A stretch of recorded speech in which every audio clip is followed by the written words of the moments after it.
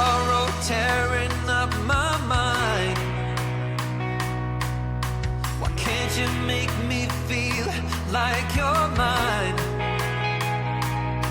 You know I waited for you to come alive, to fill me up and walk me down the aisle.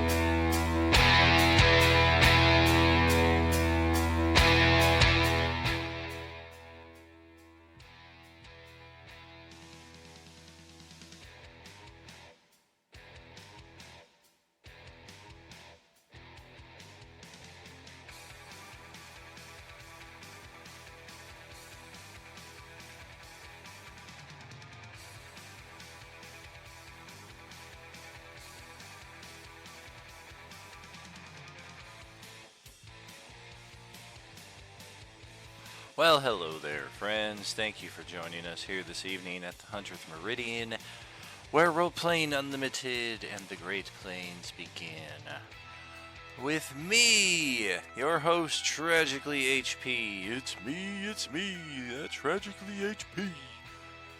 What's going on, everybody? Thank you again for spending part of your Friday evening here with us here at the Friday night table, where Dragonlance, the Shadow of the Dragon Queen, is now on its 13th session, and it's definitely our longest live table at this point, and it's the one that has seen a fair amount of roleplay, especially in those early sessions before we got into the war itself.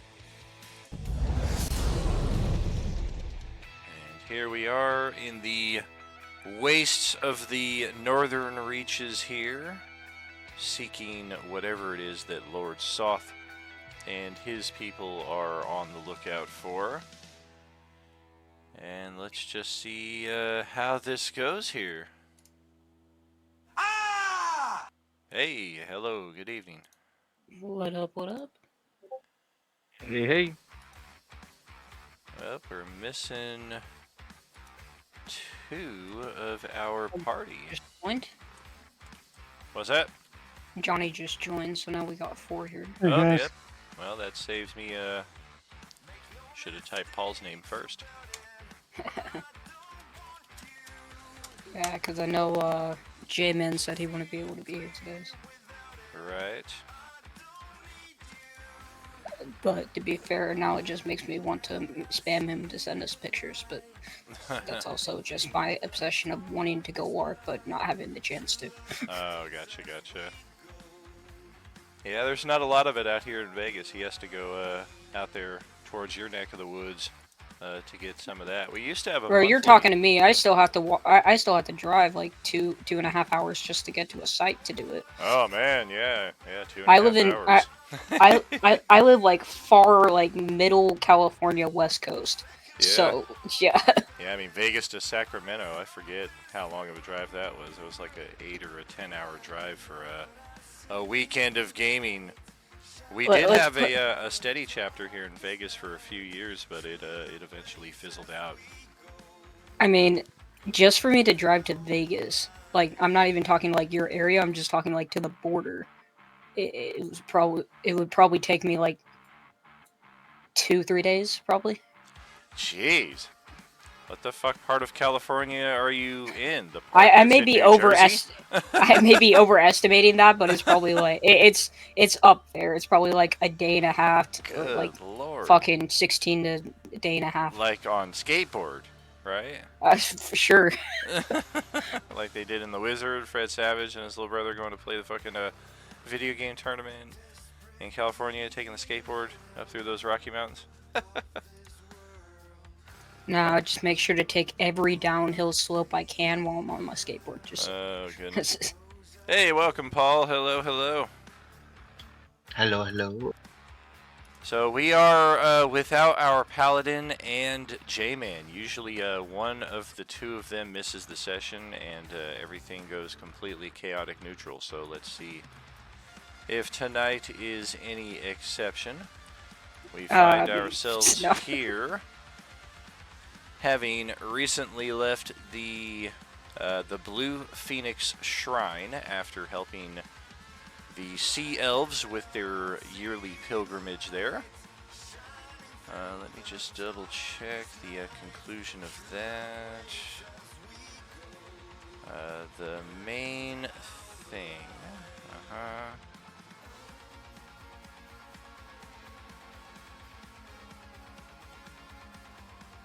Okay, yeah, I think this is what we did not do, because we kind of hastily made it through the shrine at the conclusion of last session, but we didn't really do the trail to the next bit. So as you are leaving the shrine,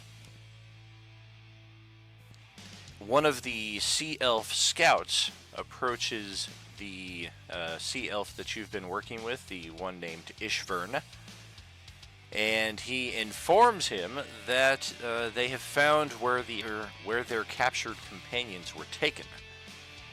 They have been imprisoned at a dragon army camp in the middle of a murky lake. And this will provide directions to...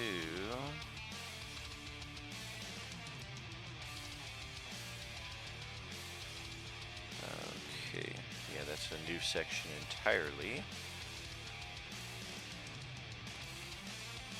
That is all the way up here, further inland and through a lot more of that canyon maze than any of you have been through so far. And it is now marked on your map for future exploration. Ishvern does beg your characters one additional boon before you depart for whatever your next destination is. Please find and free these captives. I can offer you what little we have. And he passes into your group's possession the blue pearls remaining from the pilgrimage that he held on to. The handful that he has left in his possession is worth 750 gold pieces.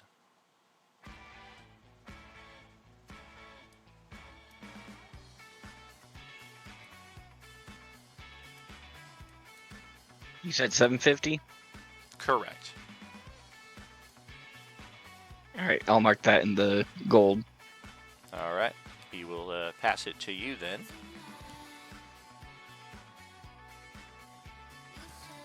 So yes, that is the Blue Phoenix Shrine right here at location C, aka the Hidden Cave. We'll change that.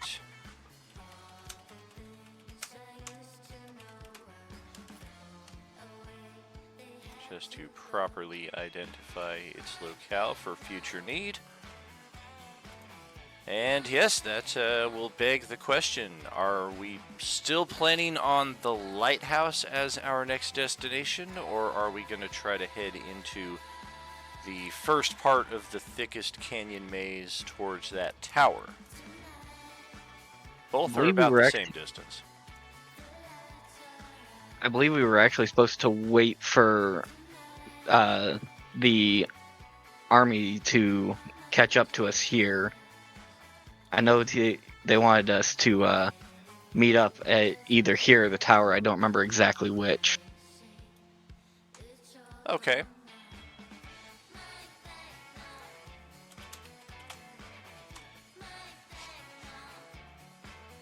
Oof. Alrighty. I think I'm rolling this wrong anyway.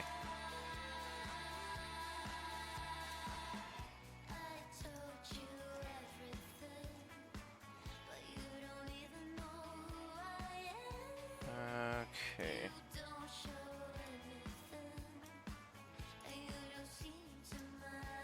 I'm gonna grab something else here just to help us track this a little more accurately.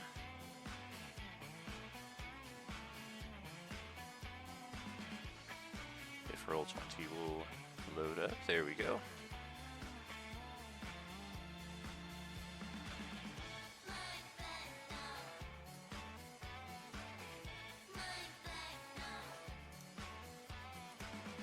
Alright, so this is going to represent our army.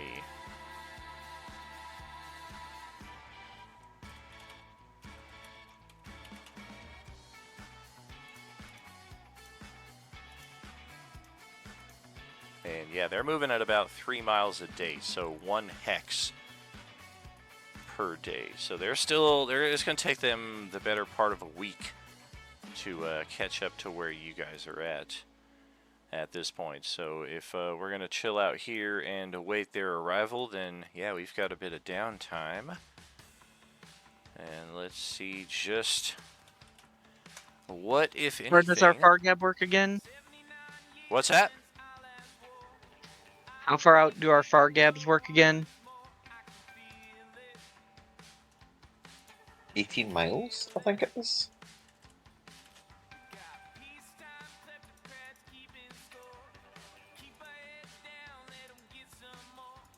All right, so I would say we should continue on with our mission. However, relay back with the Fargab that we are carrying on. I think we said we wanted to go to the lighthouse second, if I'm not mistaken. Okay. So we're going to hang out until they get within Fargab range, and then we'll let them know. That's my vote. Makes sense to me. This is the party when you have a four. This is the problem, Daniel, when you have a 4-player party and 2 of them are rogues. The other 2 of you who are not rogues are going to have to speak up a lot more because our rogues tend to get a little extra quiet. All right, so that's 1. 2.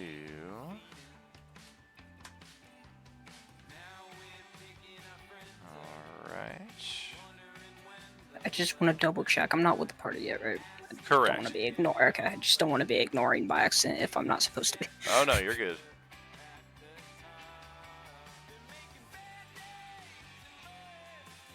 Alright, so let's get some straight D20 rolls from the 4 of you currently in the party, please.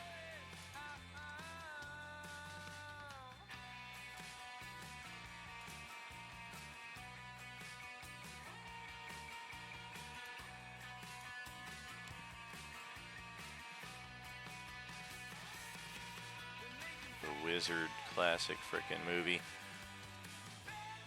Also starring Jenny Lewis of Rilo Kiley. Love it.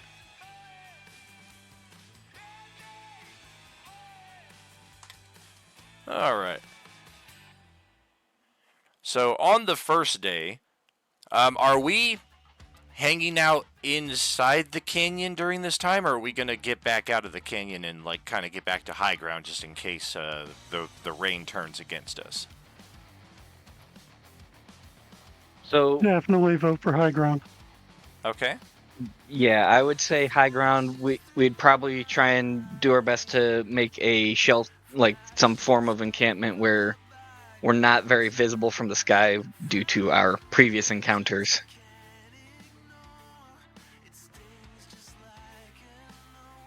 All right.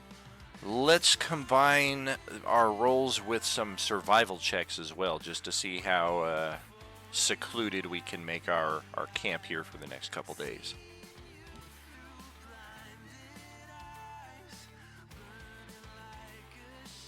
And we should have advantage on those survival checks thanks to our new supernatural gift, correct? I think that's just for, what you call it? Water's filling the can. Yep, you're right. Uh, I just found it again. Correct, yeah. Yeah, if you guys happen to get caught in a rapidly filling chasm, this will give you advantage. And hopefully a leg up on getting out of there quicker. And then you do ignore difficult terrain, so you're going to quickly outpace the army even quicker now that you guys have that boon.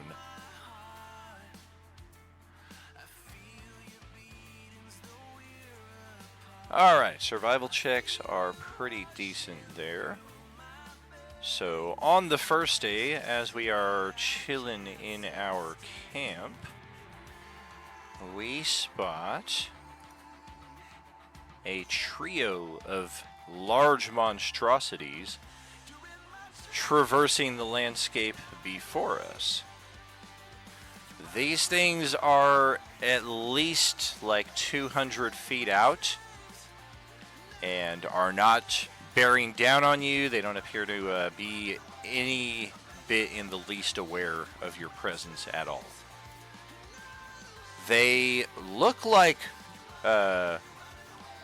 winged lions from what you're able to catch of them, which instantly just brings up Manticore vibes, which that's a creature none of you have ever faced, but to your knowledge, they are pretty challenging. So in this respect, you guys do have the option to engage or ignore this encounter. I would highly encourage ignoring them. Yeah, the less attention we draw to ourselves, the better off we are. No reason. I'm gonna think about it. I'm gonna think about it. But I know one of these motherfuckers gonna stop me before I can actually do anything. So Right? Hey, someone if you will want to fight, shoot me. On me. Stop it. if you want to fight 3 Manticores solo, go ahead. So that's how Katie went up a level higher than everybody else. Well, I mean, let's talk about this. I do not have enough healing capabilities for y'all to try and mess with those things. Knock it off. Would be fun.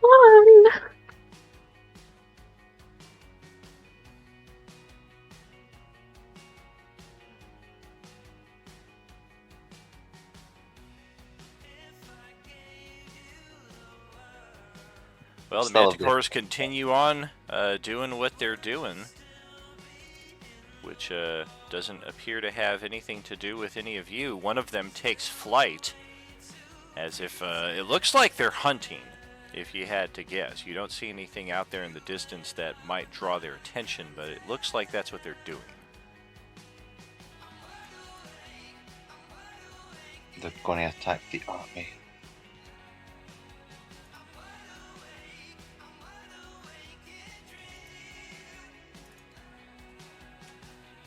The Calaman army is going to get held up now.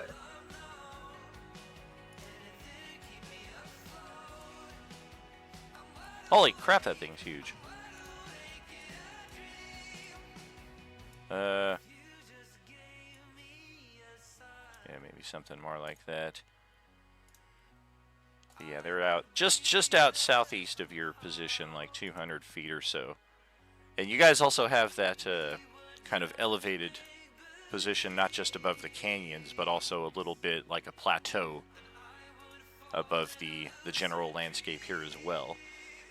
So that is affording you this vantage point where if we're not going to fuck with them, then they will just seemingly eventually continue on out of our line of sight.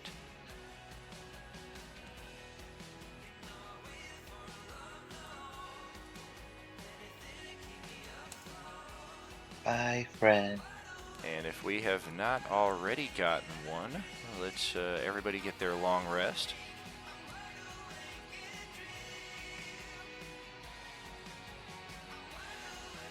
And the army will get a bit closer here. And it is this second day that we have a few things happen. First and foremost, as the sun rises over the sea there behind us, we do spot the 300 plus soldiers of the Calaman army. They are tearing down their camp and looks like they are prepared to make another 3-mile march towards your current location this morning.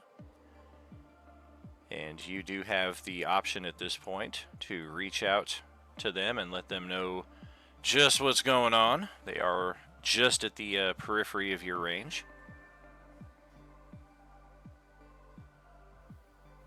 We'll go ahead, take up the far gab, and hail them, and let them know.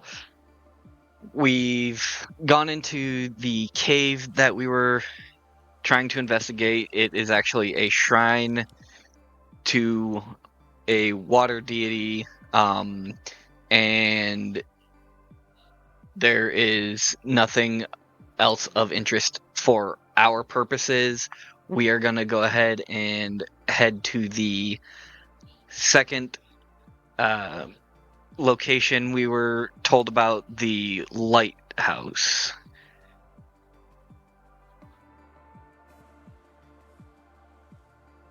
All right.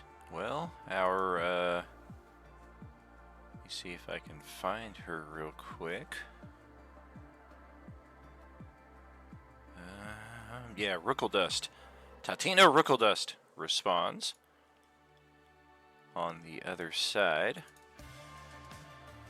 Hi there, lads. You keep it going, and we'll keep on marching towards your location. Keep us informed if you run into anything suspicious, eh? With that, I will also mention that we had come across 3 Dragon Army officers on the Dragonlance. Aye, and what became of it? The officers are dead. 1 Dragonel is dead, and the other 2 escaped. All right, we'll keep an eye out. You be safe out there.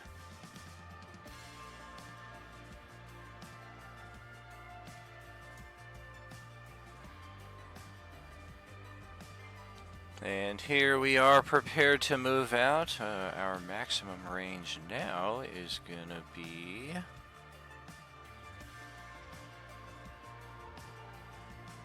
yeah, double. We're gonna be able to move 24 miles in a single day here. So we're about to greatly expedite from 2 hexes up to 4, if I recall the range here correctly. Yeah, 1, 2, 3, 4.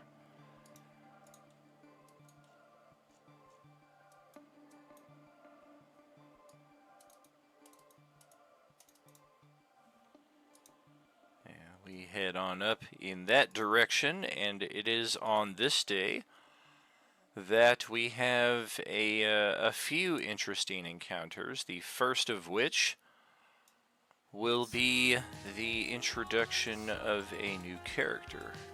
If I can find this, and of course your character is likely to be all the way at the bottom. Ondor. Yep. Yeah. Who's Conveniently this? named. Who's this other character? Oh, Mhm. where the hell is Dawn? Crafting a second character here. You were disappointed with Reginald? Okay, so yeah, let's get you dropped in.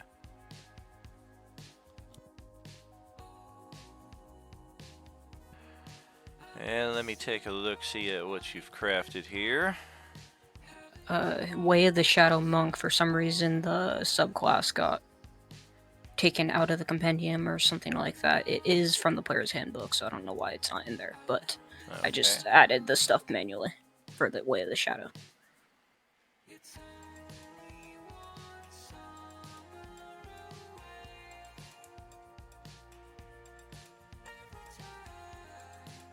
Alright.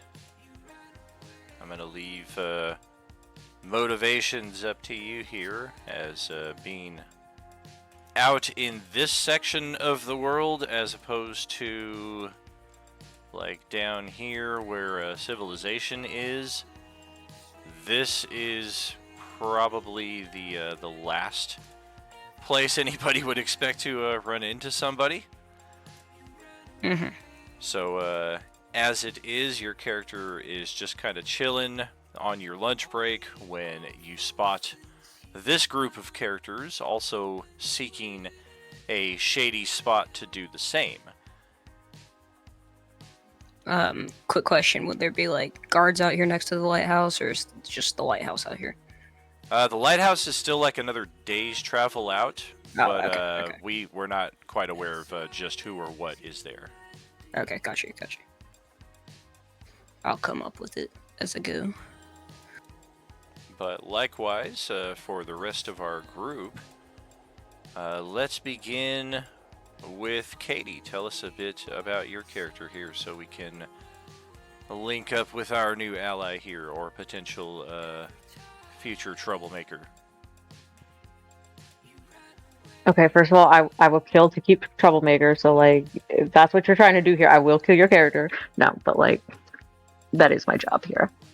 But yeah, I'm just an elf, kind of doing whatever I want, causing a little bit of chaos here and there.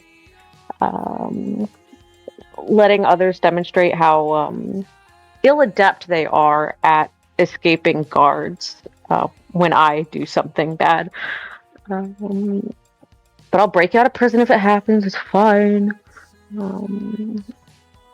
Yeah, I don't know. Just out for desire, sure. Out for revenge, retribution. I had one person in this party that I trusted. He's no longer here, and so Zill is just very angry and fighty all the time. Sorry, I Did it can't not help it. come through? What? Celebrating the yeah. death of a character. No. Well, yeah, the death of a character and the departure of one who turned out to be not such a good person. Out of game. I thought like maybe because normally when you do that, it means like someone who you asked to talk isn't talking. I was like, am I pressing the wrong button? Oh no, you were good. I gave him the I was same like, oh treatment shit. that a character who played in Justin's game got when he eventually got his demise. I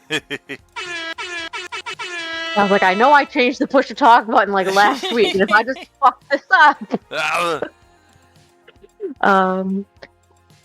But yeah, so lately I've just been kind of causing Sir Reginald to get really pissed all the time. And stealing from kind of whoever I want to steal from and seeing what happens. Well, so I think so. Maybe Reginald's people gonna be out. from not our own party. Don't know.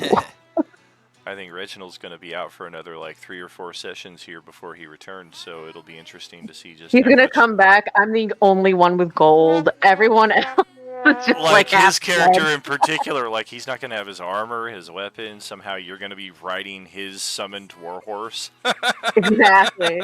Well, that is the dream. Can we make that happen? He's like, I'm just gonna Holy. I'm gonna desummon and resummon the horse, and the horse just kind of shakes its head at him. The resummoned horse still likes me better. But yeah, I think that's pretty much it. It's kind of where we're at with Zill, because I haven't really delved into her past Alton yet. So we're gonna kind of see what happens with all these other folks I'm with. Fantastic. I just realized I never created a landing page for this campaign. I was going to drag us over there so we could see your character token, but yeah, we don't have a landing page. We've just been using this as our landing page. So that is Zilliana right there. And All right. up next, Lance, tell us about your character, please.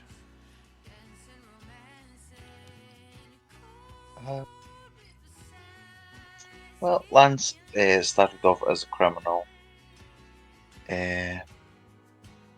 Mainly just kind of working his way into different places, using false identities and trying to steal what he can, and ended up trying to steal a army uniform, and was mistaken for... it worked a little too well, and he was actually mistaken for a member of the army, and has kind of ridden that identity to here.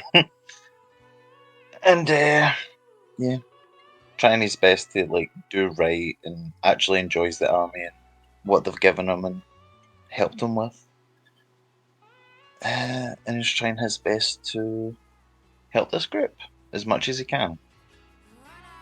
And his ultimate enemy is Zilliana. Thought you guys were. I know we best were friends. besties. Yeah, you steal over 100 gold from a best buddy. Oh. I have no idea what you're talking about. Like honestly, Honestly, so far it sounds like I really should have brought a different character to this group. And It's definitely a hatred with mutual respect. yeah, we don't even have Esther right now, too. It'd be interesting if he's able to return at some point. But Doc is up next, played by Ken.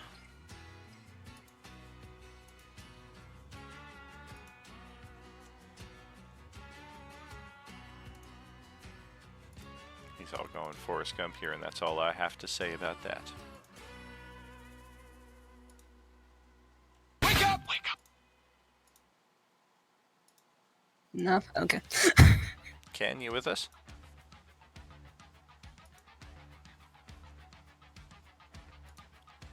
Well, how about Johnny? All right. Oh, Kadar mic is issues a- for Doc. Kadar is a human wizard. He really wasn't into the fighting aspect of life. He was kind of, as a child, tortured with visions of the future, but it was usually minuscule little bad things like people he knew. And so he got his power trained up a little bit so that he could use it better. But he really, until he started having visions of this dragon army, he didn't have any interest in going out into the world like this. But he's found himself kind of driven and joined up with this merry band of friends and just trying to get to where he can do some good. All right. And let's try again here for Doc. Let's see if the cable issue is repaired here. Can you hear me this time? Hey, welcome back. There we go. All right, so I am not a criminal here. I am actually Doc P. Wypestis at your service, member of the Church of Mishakal in good standing, trying to spread the word of Mishakal as well as just healing the masses. Born and raised in dirty slums in Backwater City, got sold into slavery so that my parents could afford booze. Was actually bought by a clergyman from the Church of Mishakal to try and save me along with my sister. Because of the dirtiness of my early years, I absolutely abhor all filth and want to cleanse everything with fire.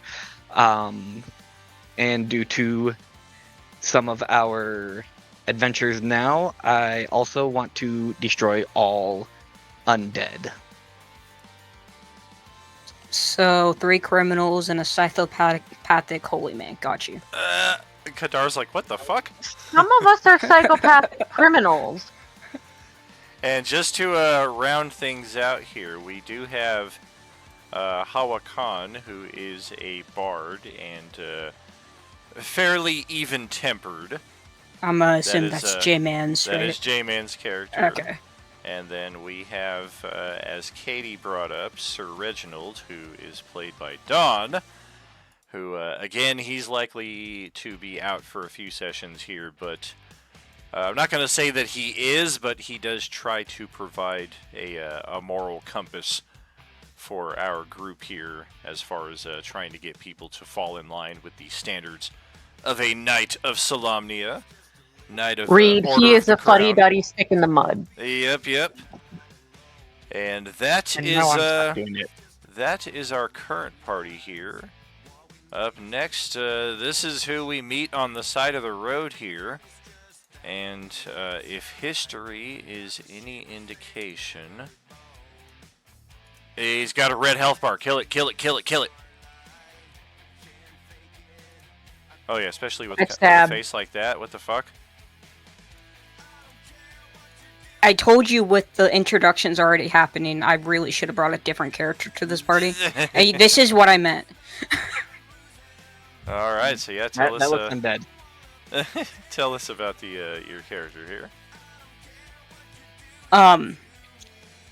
Well, without revealing too much, Right, at least unless, what they see. yeah, you basically see I mean, for the most part, human-esque, um, looking-ish. Um, Dan, I'll DM you what he actually is later. But he is very ashy skinned, almost like looking like shadow colored to the touch. It's Ashy Larry. I don't. You already gave one of my characters a nickname. Shut up. I was just taking out the trash, baby. That better not be the money out of my goddamn purse.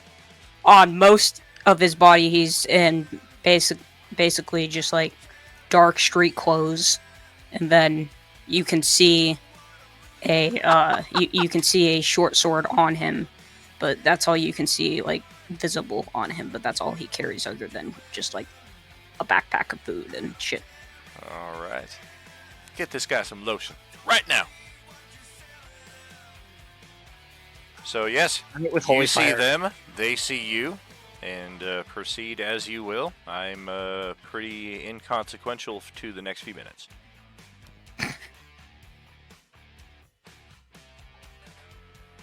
I'll just look up and just look at you guys, or whoever's in the front of the party, and just say,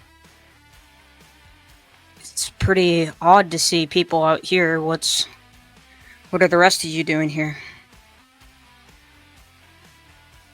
We could ask you the same. We are on a mission for the city of Calaman. What's a lone being doing out here? Personal repents and training, you could say.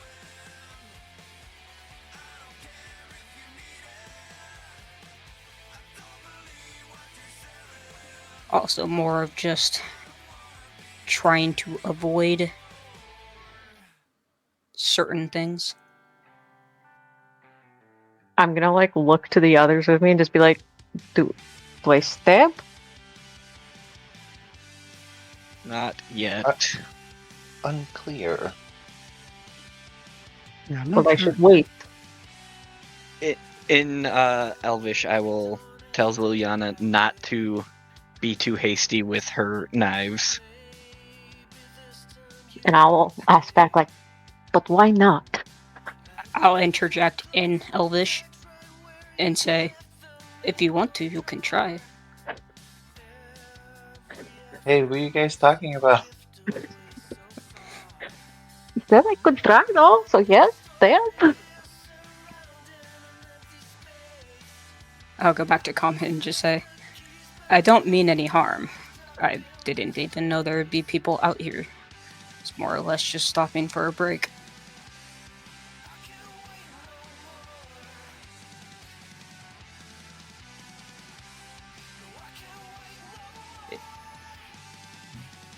Have you by chance seen any army-like formations that aren't, for the most part, are not human and ride on dragon-like creatures? I would have definitely, this is out of character, but I would have definitely tried to avoid them. But Dan, would I have possibly seen them walk by the army, I presume, is what he's talking about? Let's check.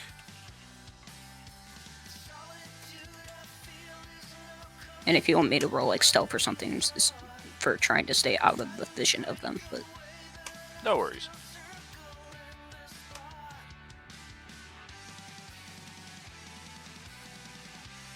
You've seen evidence of them in the sites that they camped at. Like, you came across, man, it looks like a fucking army camped out here, like, maybe like 5-6 days ago. Like, you could make out the signs that a few hundred people had been here, but no direct signs of them. okay.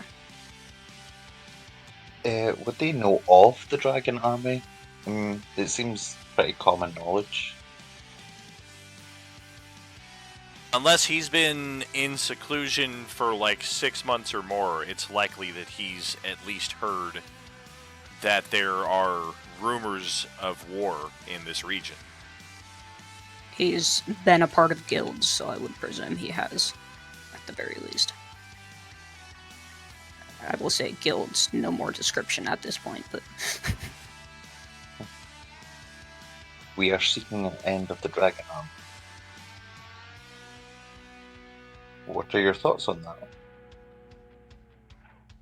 well, I mean, there's certainly a threat to the land. I just haven't really gone out of my way to do it, but that was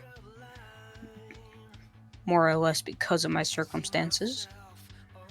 I wouldn't be opposed to trying to eradicate them, but that is certainly no small feat.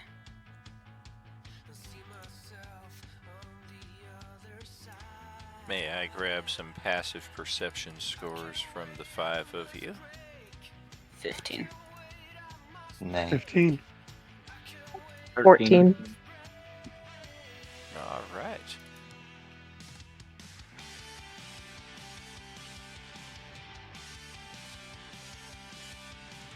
Oh, I don't think I touched on the weather that I rolled for the 2 days here, but it has been dry the last 2 days. No heavy rains. The washes have been dry completely. And I presume it's daytime, right? Right now. It at is. least. It's like lunchtime right now. Yeah. Okay. Just making sure, because there's something that my character happens when it gets darker. Okay.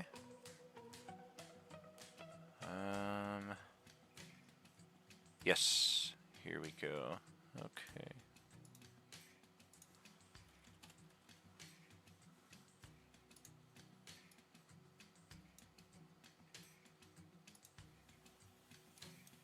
Jesus. Yeah, these things are freaking huge on these overworld maps. But as we are chatting it up here, those of us with a 13 or better passive perception can hear the sounds of these giant spiders scampering along the rocks above your position. This is like mid-conversation or like... Correct, yeah, this is while Okay. y'all are chatting. And as you get a better line of sight on them, they're not too high up above you, maybe only like 15, 20 feet at most. There appear to be a half dozen of them. And similar to the encounter yesterday with the manticores, we do have the option to engage, or ignore. The main difference in this one being that they are a lot closer than those manticores were. These things are within 50 feet or so at this current point, but because of the elevation, it does not appear that they are aware of your position. It looks like they just happen to be passing through. Like mid-conversation, I'll just stop and then just put my finger on my mouth and I'll just like roll out and try to go like behind the stone or like to a point where I can hide.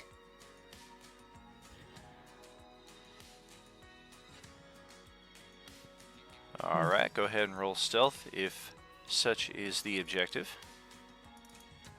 Oh, damn. Fucking first roll of the fucking campaign and it's not 20, you gotta Yeah. be kidding me. Yeah, the rest of the characters are now like, did we really just meet somebody, or was he a figment of our imagination? Alright, let's keep going. Do-do-do. That was weird. Well, I'm Which not the means only next one time who we noticed see, I them. I know stab, somebody right? out. I know at least a few people have over a 13. Or and heard you guys, people, yeah. and you guys also do know that there are the spiders here. Them Yeah, I'm digital- gonna try and duck for cover as well. Okay. I'm also gonna stealth. Alrighty. Oh, Who fucked us up?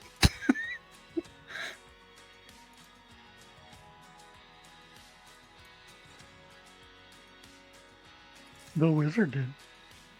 No.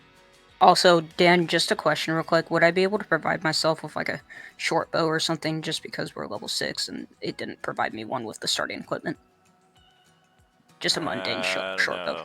That sounds like a big ask. Okay, yeah, you're Yeah, good. sure. Sure, buddy. Yeah. I've, Oops. I've got one I could give you anyway.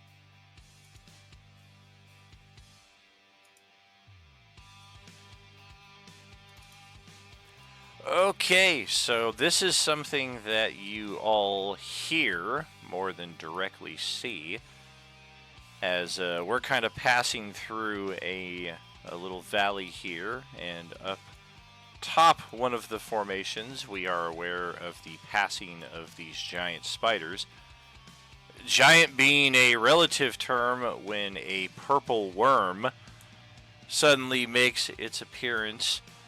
And it's going giant spider hunting, and as we can see there, hitting a 29 armor class for 44 points of damage is not outside of its capabilities. Following it up with a bite attack where it then swallows the spider, nom nom nom, and digestion acid damage there, otherwise known as the FET disaster.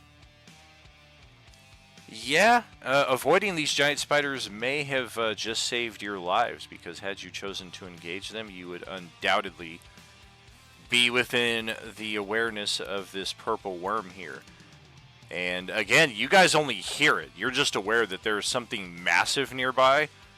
You didn't expect to hear the spiders screaming in terror, but such is as it appears to be, and within the next 12 to 18 seconds, all is quiet again except for the rumbling of this thing as it is just kind of passing through the landscape, of course, half underground, half above ground.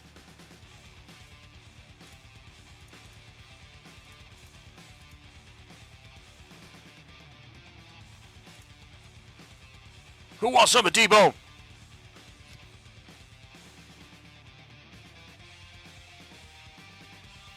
We're hiding. Alright, Oh, is it gone?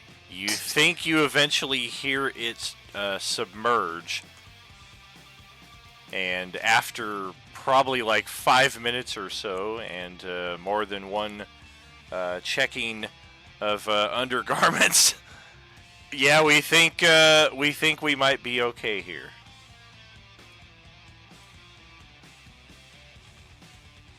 Well, that was terrifying. Nice reflexes there, stranger.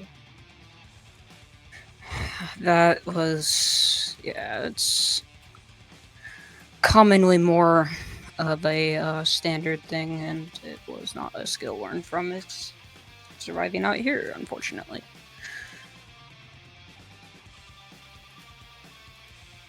Well, thank God for that.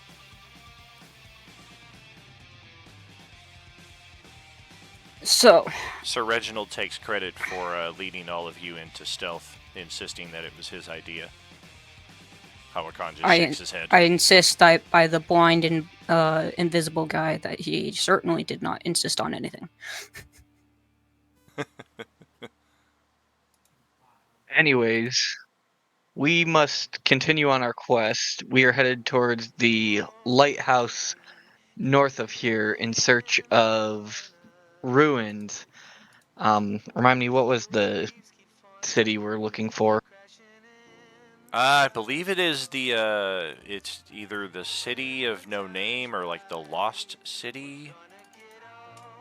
Let me double Atlantis. check. City of here. Lost Names. Yeah, City of Lost Names.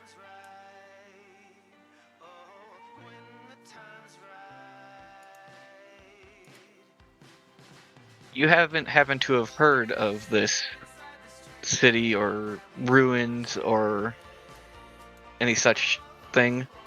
I mean, Would you? probably not, but Dan, have I? Oh, you've not only heard of it, you've been there, explored okay. it, plundered it, and yeah, there's no reason for the party to go there. You've already solved the adventure. Game over. All right, cool. I'm a plotty. I'm a fucking plot twister. We're actually So, going to I'm at- reverse engineer the plot from this point. Instead of going forwards toward it, now we're going to come backwards away from it. So I'm gonna take that as a no. I have not heard of it. Correctamundo. Okay. I'm just. Hold on. No. I've heard of ruins, just not of whatever you speak of. I haven't really been to any of them, just rumors.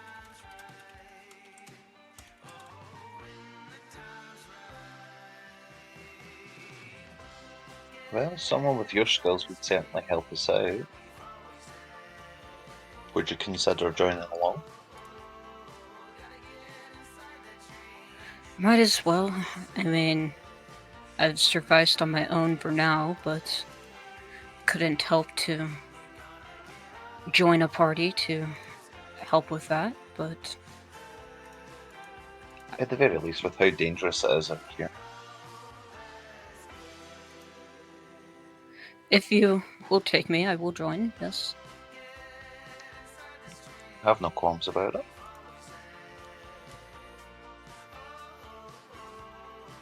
The only thing I ask is don't be alarmed when it turns night.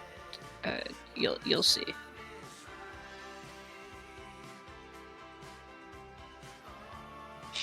I look at Doc for his response. Vidar does find that statement slightly alarming. And Bill's just gonna kind of like smirk a little bit and just be like, "Oh, this is gonna be fun." Don't be alarmed. What do you mean, don't be alarmed? You can't say something like that and expect us not to be alarmed. That is very alarming. Maybe he just really likes to play with his. Don't finish that sentence. I was trying to think of what that. Finish it. The theremin. The theremin. That's the musical instrument that he is most proficient with. And yeah, late at night when you guys were all trying to get your sleep, just you guys are like, fuck, come on. My, that short sword is really polished. No, my. I'm just gonna go up to whoever talks the most in the group during the night camp, and then try to bite your neck like I'm a vampire, and turn into fucking Astarian real quickly. Oh god. Romantic music starts playing. Where is Reggie when you need him? Why do I have to be the one that talks now? Yeah, exactly. I have a feeling while Reggie's away, I'm going to end up being the one who's talking, and I have a -1 in charisma. Oh. Charisma was my dump stat, okay? That's like at least 50% of all characters. I would have dumped intelligence, but I really didn't want to do that for a Dragonlance campaign, because I have heard other things about Dragonlance. So. It's fine. It's my dump. I'm fine. So far, so good. So if we are ready to proceed up the road, I actually did move our token the full 24 miles. So this spot is actually where we would be ending our day, and something like right around here or here would be more like where we had this meeting and the purple worm encounter. So yes, right here is where we will end our day. We can get our next long rest. I trust we can mark off any rations, or if anybody is magically conjuring food. Of course, I'm sure we have plenty of spell slots for that, since we're not getting into any fights here during the day. Yes, I would have conjured food, seeing as how we were planning on resting through the night. Excellent. Just a question. I mean, we're using the food he's conjuring, but just a question. We're using the 1 ration per person per night, right? Correct. Okay. Correct. Yeah, assuming that you even need to eat them. I mean, if you've got something that's magically conjured, that's going to be infinitely better. No, I was just curious because there's different rulings on rations and shit like that. So. Never heard of such thing. Interesting. It's more of like house rules and shit that I've heard. There's one ruling in the player's handbook. Lance is trying to steal from Ziliana. Oh boy. You knew it was coming. Oh man. He hasn't even successfully stolen yet, or unsuccessfully, and he's already getting stabbed. Ow! As soon as I see that, if anyone even hears it, but I'm just gonna mutter under my breath, Why does this feel like home right now? So, out of character, the supplies that we were transporting on Reggie's horse, with him coming back eventually, how are we gonna handle that? We'll just say that he's kind of narratively, like, he's the one responsible for setting up and tearing down our camp. So he is still with us. We are able to make use of that. But as far as combat scenes, he's not really present. He's NPC state. Correct. But, like, advanced NPC state. Like, he is here. Yeah. We can make some use of his utility, but not his offense or defense.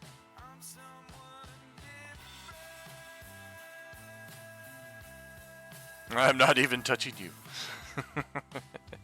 Are you touching me? I'm just gonna- Neither am I, just my stabby. I'm just gonna lean over to Quadar, and I'm just gonna look at those two and just say, "Are those two always like this?" Not this Yeah, bad, but Stop yeah, it. kind of. Also, as it gets darker, and Quadar, you would definitely see this when I lean over to you. My body starts becoming not transparent, but like it starts becoming a little bit more temporal. Whatever that word is, I don't remember how to pronounce it. Non-corporeal. Yeah, thank you. And it just becomes like getting enveloped in shadows. The shadow. They're Gonna bat And away. and Dan, this is all completely flavored, just so you know. This is not actual shit. Oh, okay. I was like, is he playing a shade? I didn't think that No, was in no. the PHP. No, it is not. This is all just me trying to flavor my character. Okay. Well, if we're gonna flavor it like that, let's also add in for Dragonlance specifics. For those of you familiar with the 3 moons of Dragonlance, those are of particular interest to the arcane casters, your wizards, your sorcerers, your warlocks. You've got the white or the yellow moon. You've got the red moon. And then you've got the black moon, which, unless your character reveres the goddess Takesis or has a particular affinity with the night, the black moon is more or less just a myth. It's like, yeah, there's a black moon that nobody can see. But those who are attuned to it are able to see it. And on rare nights like this is the only moon that is visible. So it is particularly dark out this night. Like, our other moons are in new moon phase, so you can just barely see the red and the yellow. So just a cool little extra bit of flavoring there to pile on to that. Yeah, that would be something I would have tied into it, because for out of it, it was part of the reason this form or transformation is part of the reason why he came out traveling. So. All right.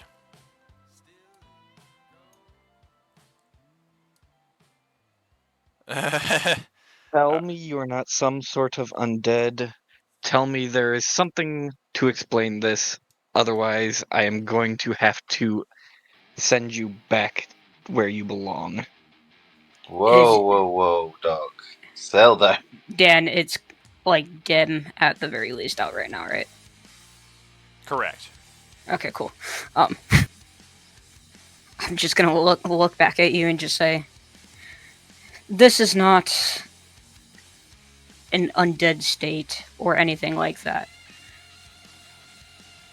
I don't particularly know what it is. It may have been a side effect of me studying the darker side of my monastery, but it could have also been for the certain things I have done. And as I stop talking, I just appear on the other side of you as I disappear in front of you. There is no dark side of the moon, really. But I can assure you, I am not undead.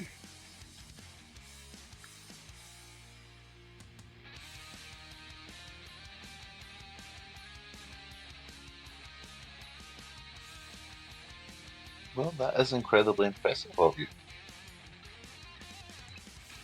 I'll just teleport to in front of your. Sorry, hold on. Which one were you? Or Doc, right? Paul. Yeah. Yeah, I I'm don't know. Lance. Okay.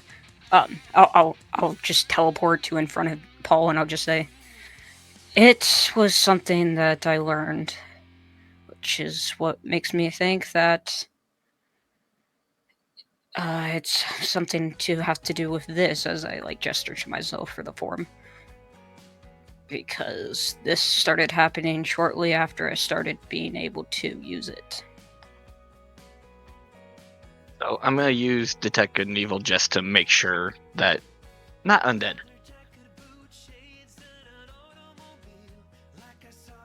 Nope. I mean, Dan Good can to know. confirm, but yeah. Good to know. You They're do just find a it little suspicious that his clothes are made out of 1 foot of stone, 1 inch of common metal. He has a thin sheet of lead for a helmet, and his shoes are made of 3 feet of dirt. That's a little suspicious. So exactly, yeah. But otherwise, you're pretty sure he's not undead. Okay, so not undead, but now the dwarf in me is very curious. Dirt I believe shoes? that I believe the artificer was telling us about cyborgs.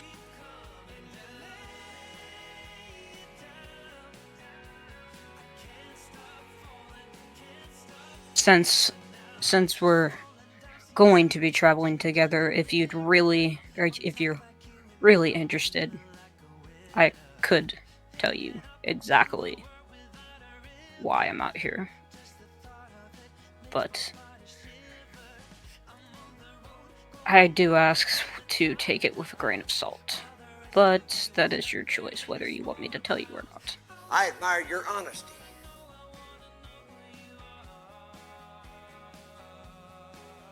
Admiring it even Tell more us. when I cast Zone of Truth. What did you say? I say tell us in your own time. It's, none of us really know everybody's stories, You all know mine, damn it. Yes, murderer, we know your whole story.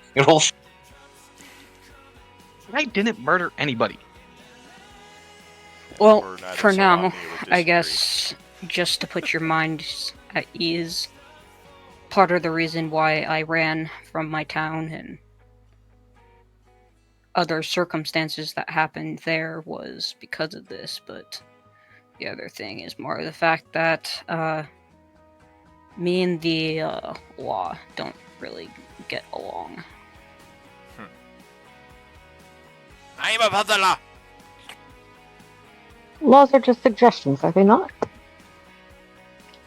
No, when laws it comes must be obeyed. to Stop it. when it comes to little things, maybe, but there are bigger things that should be abided by that usually never are.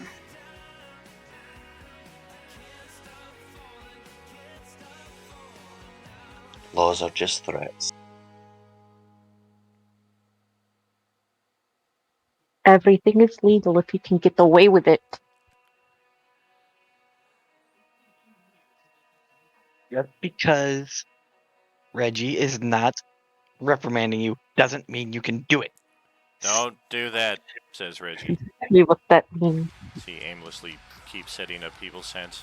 Might have to do this by myself. Isn't Docking. there a cantrip that could do this instead of me? Get back to Do work. what? Yeah, it's Wait, called what? Unseen Servant, Don. Oh, You lost the bet. Sorry. Alright, I guess I'll keep setting up camp for the next 2 fucking months. I'll just teleport behind Ziliana. I'll just say, as I like peer over your shoulder, I'll just say, most laws should be abided by, especially the ones that I have been charged with, which is Most why I probably particularly don't like abiding by the law. Still suggestion.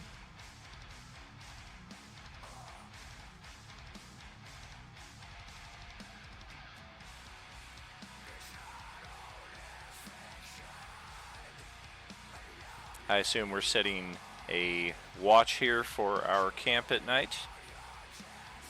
Yep. Absolutely. All right. Lens will go first. Very cool. Sir Reggie. It's Sir Reggie. Whole time. Sorry, Don, your character didn't get a long rest for like 3 months of in-game time. You're at level 4 exhaustion, one more night of no sleep, and you're dead. Well, if you guys want, we can totally make all Reggie's work inconsequential. I can throw up a little tiny hut here and we can all sleep safely. Reggie like crosses his arms and stares like that guy in the meme who just looks all kinds of annoyed, and then he gets his warhorse and stomps off in a huff. After he finishes setting up the camp, you're like, yeah, I can do a tiny hut, no problem, guys. Be back in 11 minutes when I'm done with the ritual. Need to be inside when I cast it. We just strap Reginald to some wood and just turn him into a scarecrow.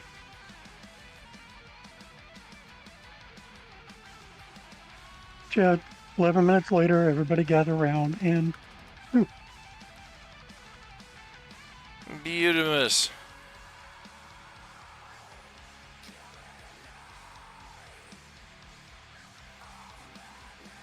All right.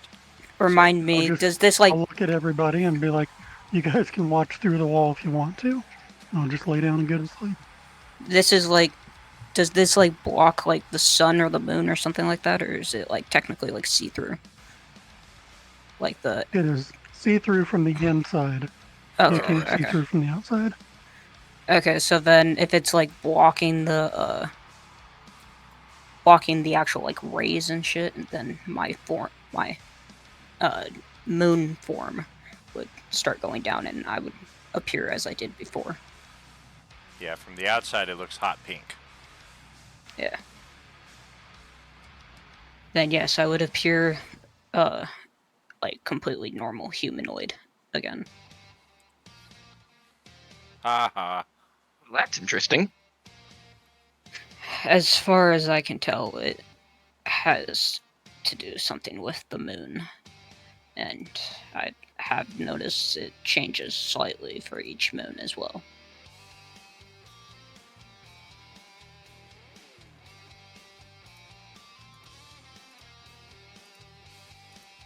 All right.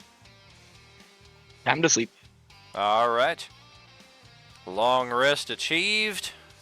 Go ahead and refresh anything that you may have expended during today's adventures. Rick, do you have night vision?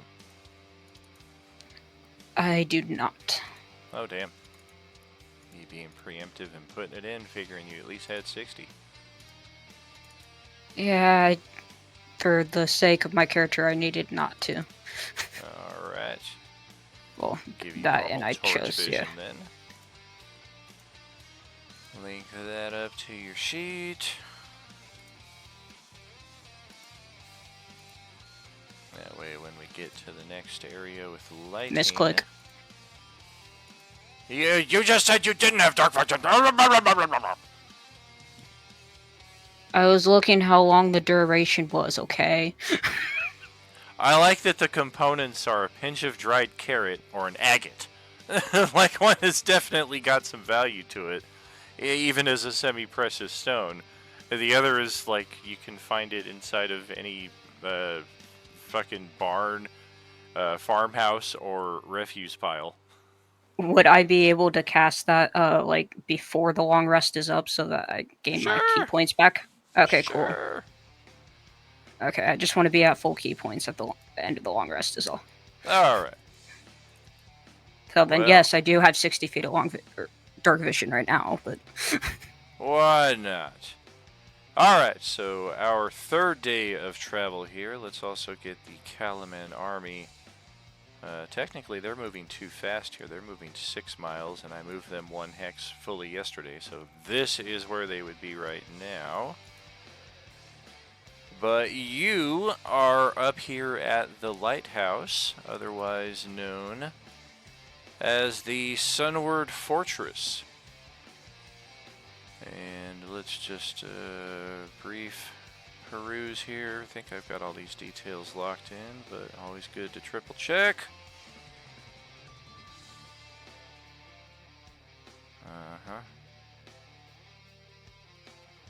Dan, just as a reminder, I would have thrown water breathing up to start the day. Very cool.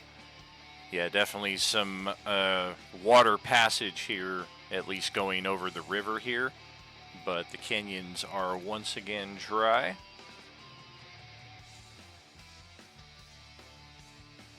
Okay. Amid the natural stone formations of the northern wastes, a broken 100-foot spire lies half buried. The massive spire's base and toppled pinnacle would be easy to miss were it not for the excavation sites and abandoned tents surrounding them. As we approach closer, let's get some history checks from each of you.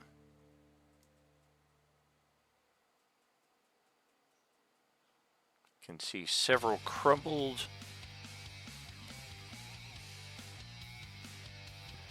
half-buried floors here ahead of us.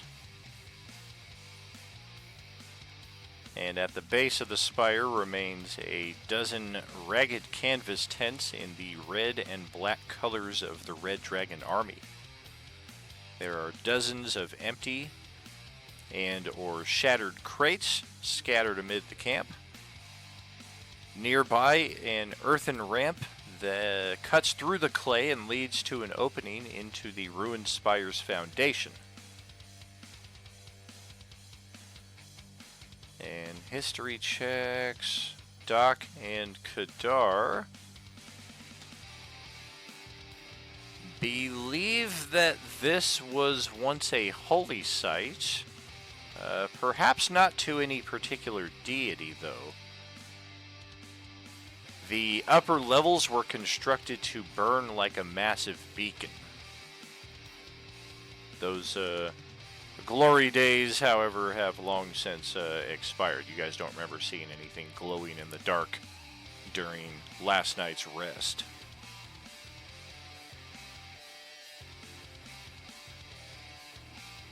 How old do the abandoned tents look? Roll investigation.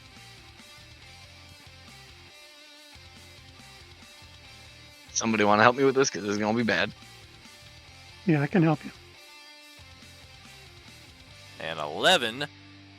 Well, Ziliana investigating. You're pretty sure these tents have been out of use for over a week now.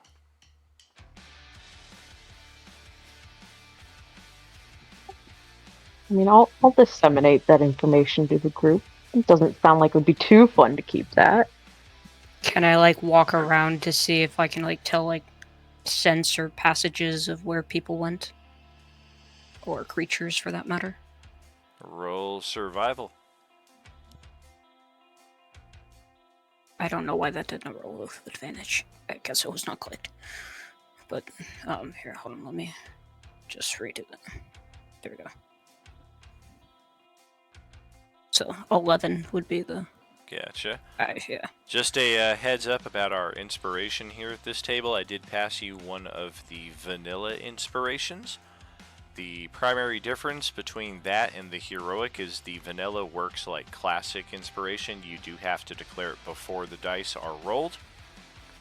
On rare occasion, you will get a heroic inspiration card, which can work as we are traditionally used to here at Roleplaying Unlimited. The second aspect is a lot of these heroic inspiration cards have additional effects that you could use additionally or in lieu of just a simple reroll. Gotcha.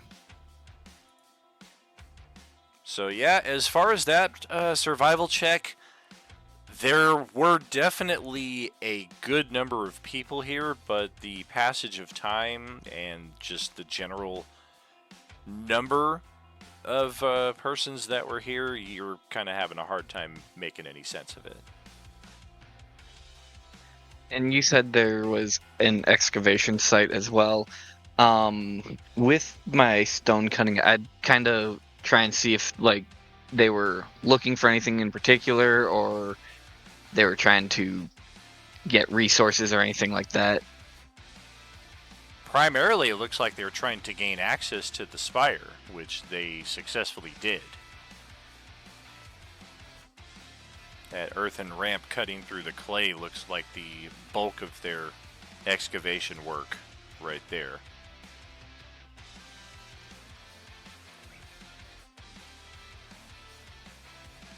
We should probably investigate why they wanted into this lighthouse. Judging by the fact that they've been gone for more than a week, we hopefully shouldn't run into them, but we might find something that tells us what was going on here.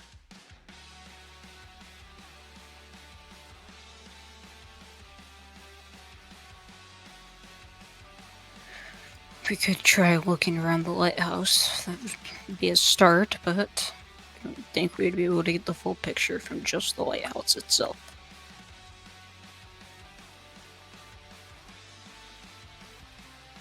Oh yeah, you pretty sure you're gonna have to go inside.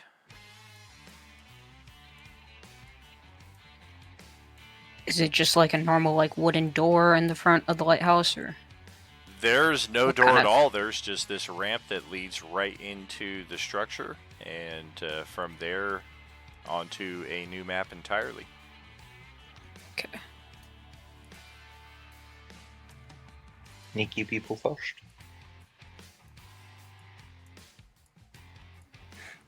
I could try to sneak out and scope out ahead. So, it's the one thing I was useful back in town, at least. Is there anybody else here that's particularly good at stealth? At your Yeah, I got you. I'm 3/5 of the party right now. Yeah, Before literally. y'all go in, Ziliana, why don't you and I get a bird's eye view of this and see if there's anything that we can see from above? And I'll pull out my carpet. And I will go as well, I guess. All right. Try some perception checks there.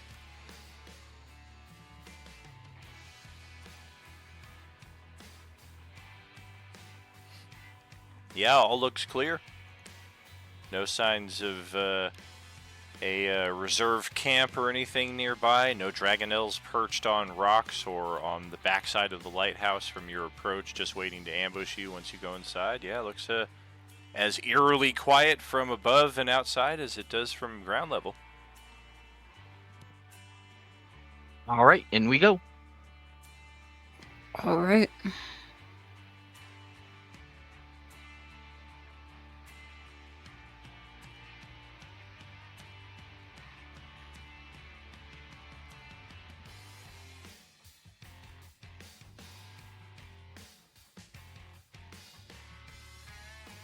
Whoops. Here I am talking through mute again. All right. Oh, I thought you were trying to set shit up. Nope. What was I saying? Do we want to roll stealth checks here? Because we did say sneaky characters first, but that is also, as I said, 3/5 of our group right here. I was So- going to ask. I was waiting for the map to switch, but I was going to ask if I could like try to get a little bit, like 10 feet above the part, like in front of the party, sneaking, if possible, when we go in or something like that. But for stealth check, I will roll. Yeah. I'm gonna roll stealth just because like I sneak everywhere for everything. All right. Just saying. That's how I have stolen so much from my own people. I mean, that's how I've borrowed so much that I totally plan on returning. sounds and spoken like a true Kender, but you know. Oh, the Kinder ain't here right now. Nope.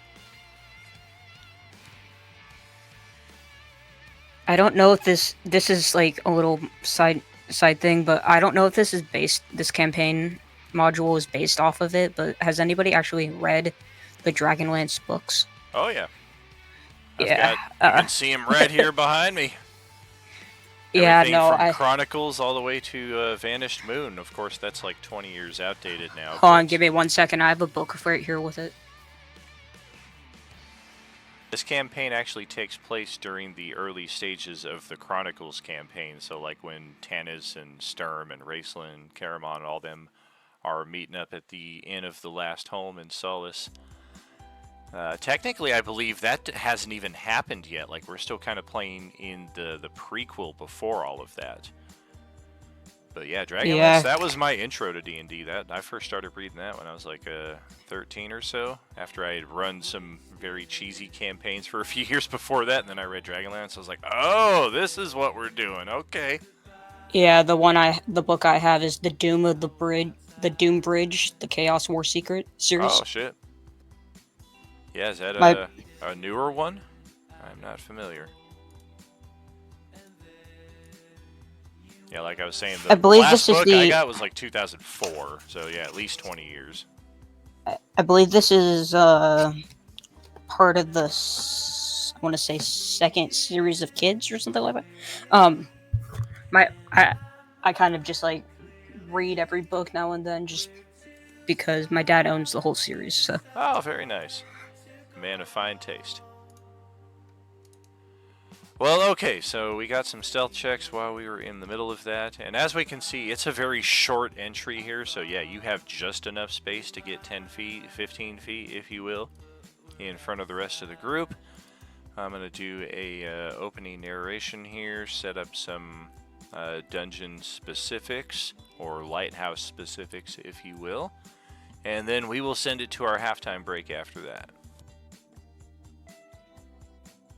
Okay. So there is a fun TPK event if you guys choose to take your fully rested and non-exhausted characters and step outside and take a long rest inside of this destroyed camp. Any takers? Could be fun. I mean, I'd like to at least use my character in one combat before I have to make a new one, but you know. All right, fair enough. Yeah, I guess if we had had a pretty bad random encounter, there might have been need for it. But we had 2 days of encounters that we were able to ignore, and then 1 day with no encounters, so luck was on our side today. Inside of this structure, the ceilings are 10 feet high. Each square is 5 feet, I should say. There is no illumination, so what you bring with you or what you have is what you're going to have. Who in the group doesn't have dark vision? Me. I don't. Is it just Lance? It's just me. That's Kadar. Kadar. Oh, sorry, Kadar. Kadar is the only one who doesn't have dark vision. Okay, I don't have it either. Lance. Oh, okay, shit. That's why I was saying, like, since you get key points back on a short rest, would you be able to cast it on a few other people? I would, but that would leave me with quite literally 2 key points this entire encounters. Like, until we get another short rest. I don't know. No, but that's what I'm saying. If you get them back on a short rest, you could cast them. They last 8 hours, and then you would get them back. No, if we end up taking a short rest if we end up taking a short rest, actually, question, Dan, could I just have cast that 3 times because there's no concentration? Could I just have casted that 3 times during the long rest just so everyone has dark vision? I mean, you could have, but that would have been more than 8 hours ago. Like, you cast it at the start of the long rest, right? So you could see throughout the night. There would seemingly be no point to casting it in the morning when you have clear daylight vision. I was asking if I could cast it like during like close to the end of the long rest, so that I would have it. But I would That regain would the be key a points. no, because once you start casting spells, that would negate the light activity. Okay. So you can cast it at the start and then take your long rest, and then of course you recharge everything at the end of that long rest, but then by then the 8 hours has passed, so you no longer have the dark vision. Yeah. Okay, then I mean technically I don't have dark vision right now unless I use it. So. Right. Anybody who's playing a human should have your token vision set for 20 dim and 20 bright, like you're carrying a torch or a lantern. Otherwise, your vision would be set to like 1 foot, and you would see literally like nothing at all except for the immediate space around you, which could be fun. So even if you're playing a stealthy human, assume that you're carrying some kind of light source. Otherwise, that's the only way you're seeing. Mm-hmm. Okay, additional features here. The floors perpetually are covered in clear footprints of brooded dragon army soldiers.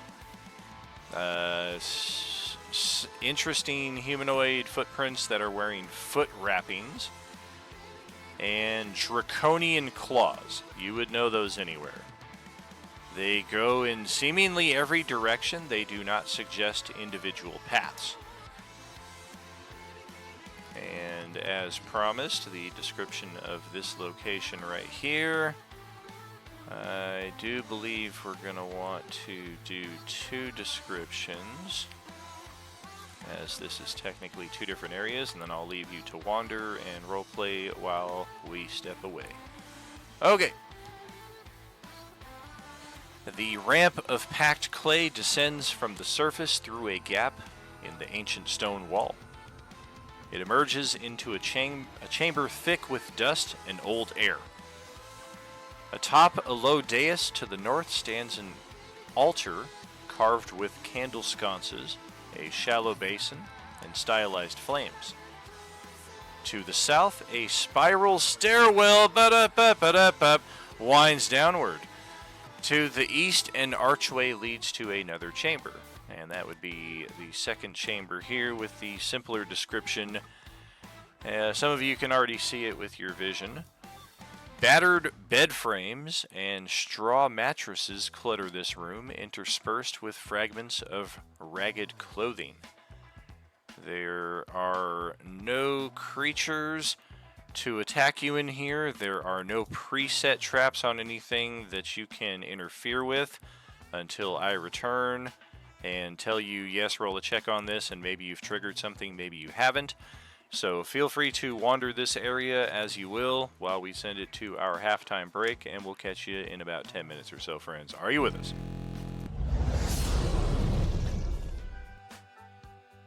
Alright, so then for the sake of actually being able to traverse this place while still being actually stealthed, I'm going to go ahead and use the dark vision on myself, so I'll tell him that when he gets back. But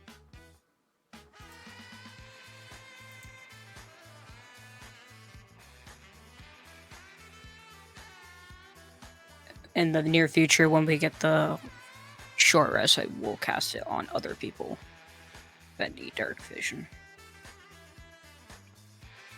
I can pop up some dancing lights if we need it.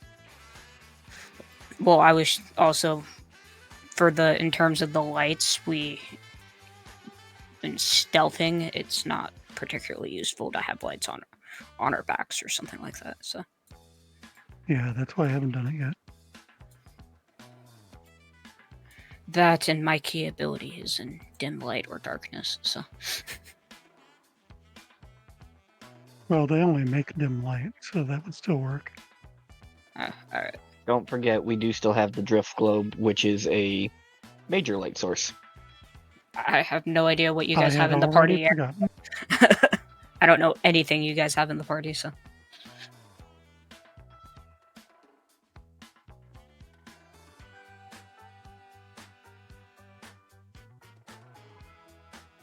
I think But- everything we have is in the journal if you scroll down past the character sheets. Are you talking about the I love gold thingy or no? Down below that, just scroll down.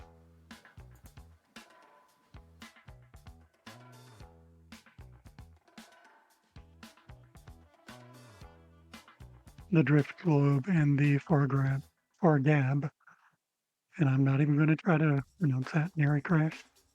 They're all down there. Oh, those are like your party relics or whatnot.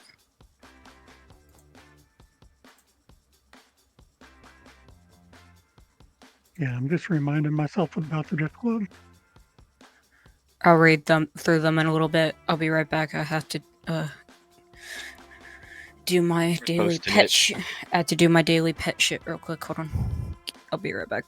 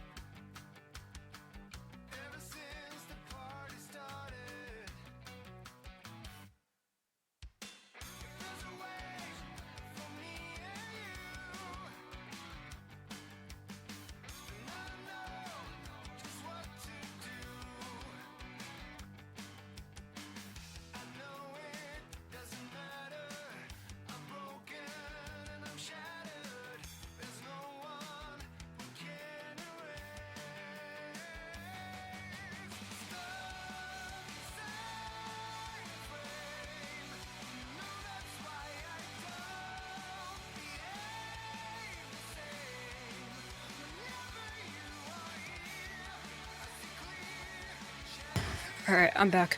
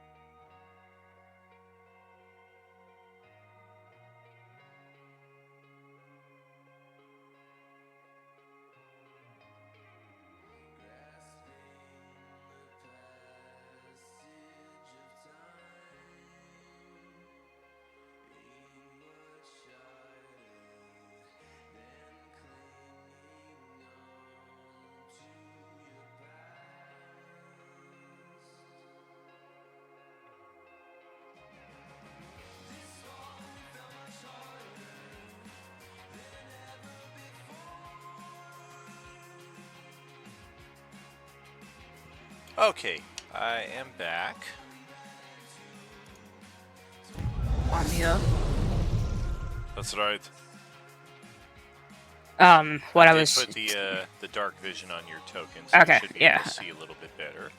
But yeah, feel free to explore. Definitely an altar there to the north, a Justin campaign staple there to the south, and some broken beds, possibly from too many monkeys jumping on them. Obviously, can I... I'm going to be interested in the altar, and I'm going to want to check it out, see if Hell has yeah. any religious significance. Oh, Yeah. definitely. Try that religion check, and let's see just what you're able to identify. Natural Looks one! like absolutely fucking nothing is what it looks like. This is not religious at all. It's sacrilegious. Let's destroy it.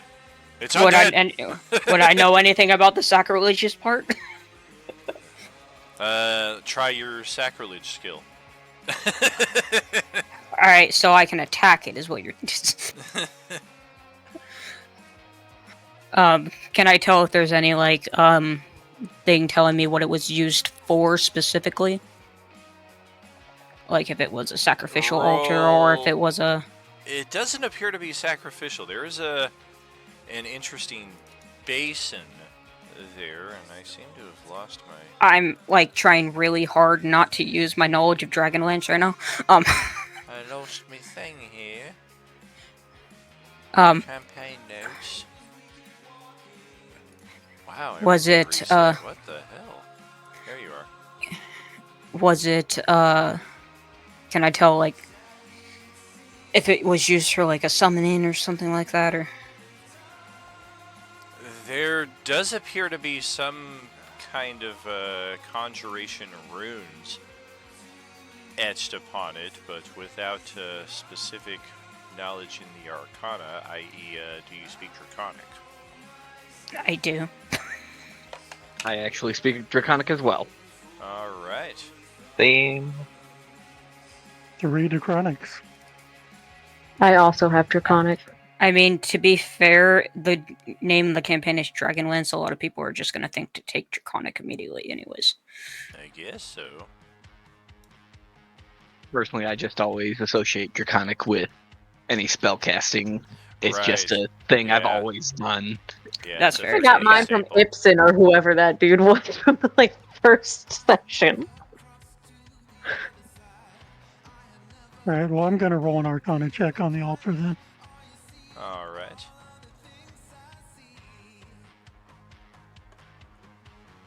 Well, the runes do identify the altar as holy to Sirion, god of creativity and change. And Arcana would tell us that perhaps an earnest prayer to Sirion may activate something within this altar. All right, I'll share that info with Doc. Okay, with that, can I re-roll my religion so that I can know more about the particular god?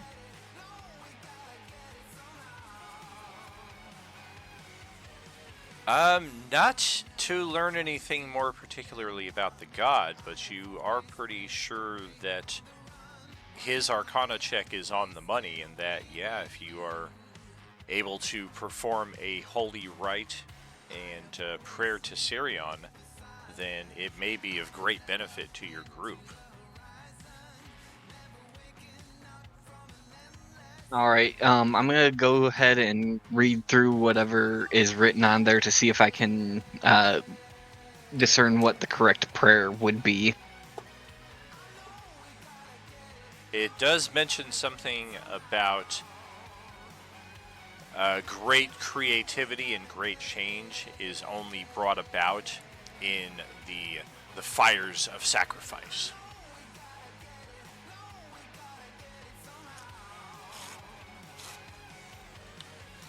So Is there one of you a is gonna certain? have to immolate? Is there a certain like? I hate to phrase it like this, but is there a certain like blood outlet on the altar? There is not. Okay. So I'm gonna go ahead and, just because I feel like it might be useful, I'm gonna take some of my rations, place it on the altar, and light it on fire. Sacrifice some of my daily rations. All right. Burning jerky and apricot. That does sound good. Do you have any prayer to offer in conjunction with the sacrifice?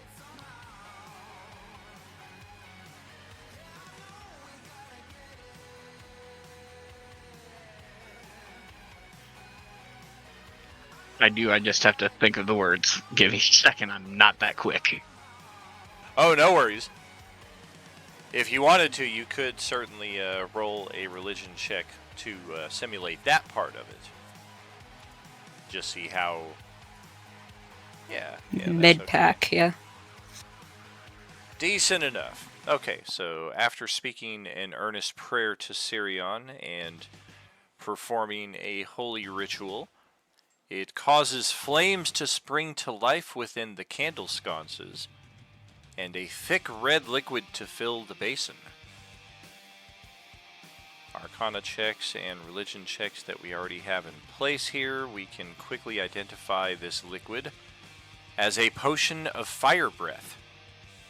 We are also reasonably sure that this altar will not perform this ritual again for a number of weeks. So hopefully one of you has an empty potion bottle from an old potion of healing, or perhaps a glass bottle from your starting inventory or something with which we can scoop this up, because, hey, potion of fire breath. Yeah, I mean, scoop I some have up, used yeah. a potion of healing, so I wouldn't have thrown away a perfectly usable bottle. Sure. That's just Reasonable. unclean. No, you would usually like throw the whole bottle in your mouth to take the healing potion. So I don't know what like an empty bottle is. It's candy glass, so you Yeah. eat it as part of it, like to prove your manlyhood or some shit. Exactly. Just for I'm a intimidation. dwarf. I don't need to prove my manliness. I was born with a 3-foot beard. I will drink all of you under the tape. Let's be real. I was born with 2 arms for punching. The third one was for drinking.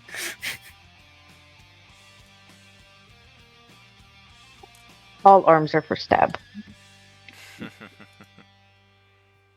So yeah, I'll go ahead and bottle that up. All right. Anything else we wish to do in here before descending down the...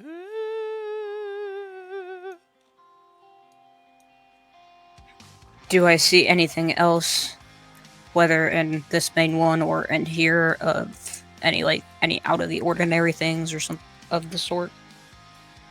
If we're going to spend a few minutes searching through the rubble in there, then we might just find something. Could I make like a perception or whatever else it may can. require? Wow, what a waste of a fucking natural 20. Yeah, Yeah. this module is kind of generous with some of these investigations. Like sometimes it's not even a DC so much as if you spend this many minutes searching, which is kind of, I think, antithetical to most people's playstyle. Like most people are seldom going to be like, all right, I'm going to spend 2 minutes searching this room and 8 minutes searching this room. Like it's just kind of like, is there anything in here?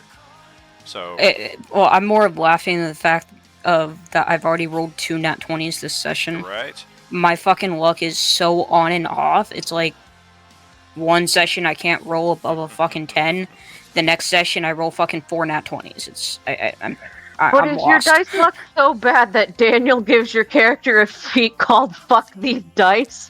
Because I've had that.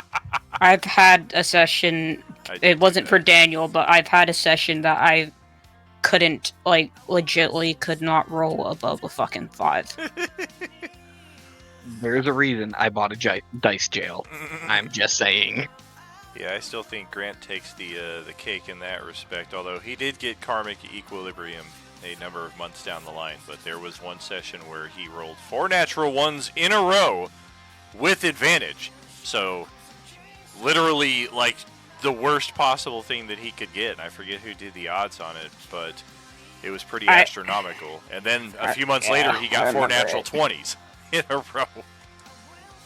And the old campaign brought some fucking stupid ass dice luck. Oh, yeah, definitely.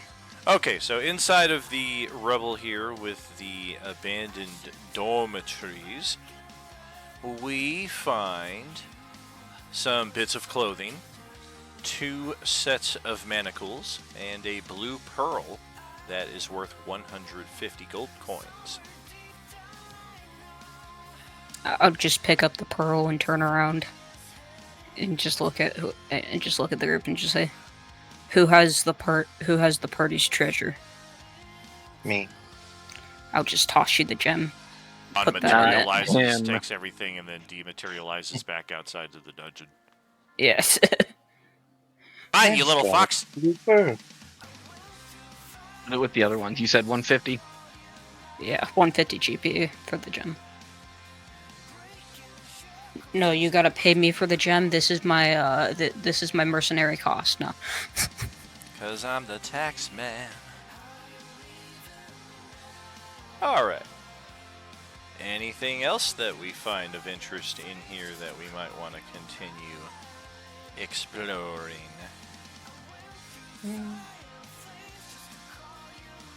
Are the manacles functional?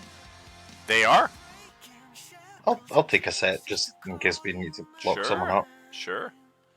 Valuable thing to have, not something that a lot of people purchase. I mean, if you grab them, I could certainly put them to use with my disguise kit if we ever need it. We can do the old Wookiee Hey. prisoner gag.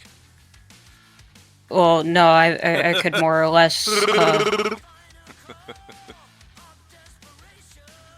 Do you need new stealth checks for when we go down the stairs? Why not?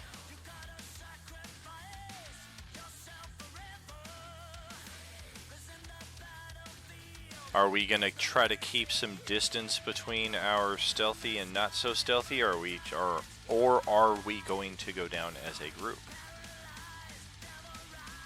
I would try to I'd probably stay back, ahead. like, Yeah, 20 feet. I would stay Oh, back that's as well. Give a 20-foot buff. Also- Okay. Also, Ziliana, stop copying me. It's the second time we've had the same roll. No more whining, no more crying, no more Mr. Kimball have to go to the bathroom. You are mine now. You belong to me. You lack discipline. No, this is like what happens when you're friends with someone, right? Like that's what this, right? All Bunch of right. social friendship on us.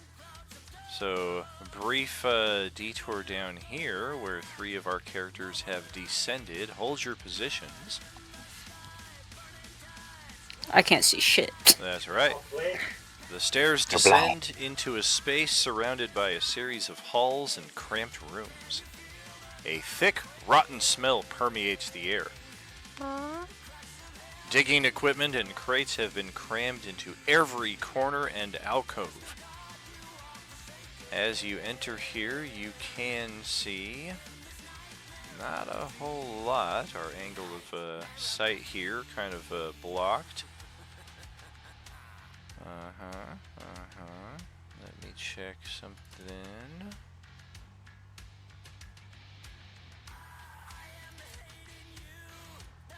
Alrighty. Feel free to take a single move, keeping in mind that if you are stealthed, your movement is halved.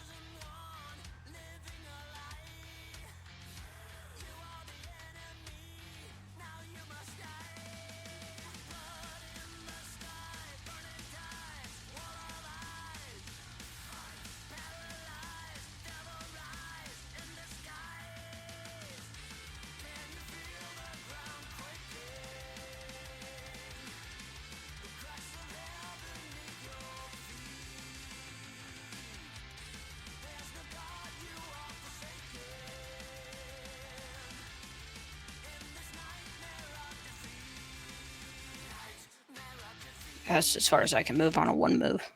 Okay. That was Dang. 30 feet for me. Trying So. to get roll 20 to work for me here. Hold on. Is your base speed 60?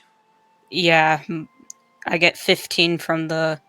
I have 35 movement from. What was the. Hold on, let me figure out where that was from.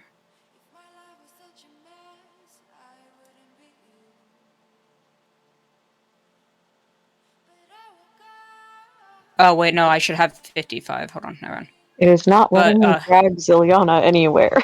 I have mobility, and then I also have plus 15 from just being being a monk. So it's 55.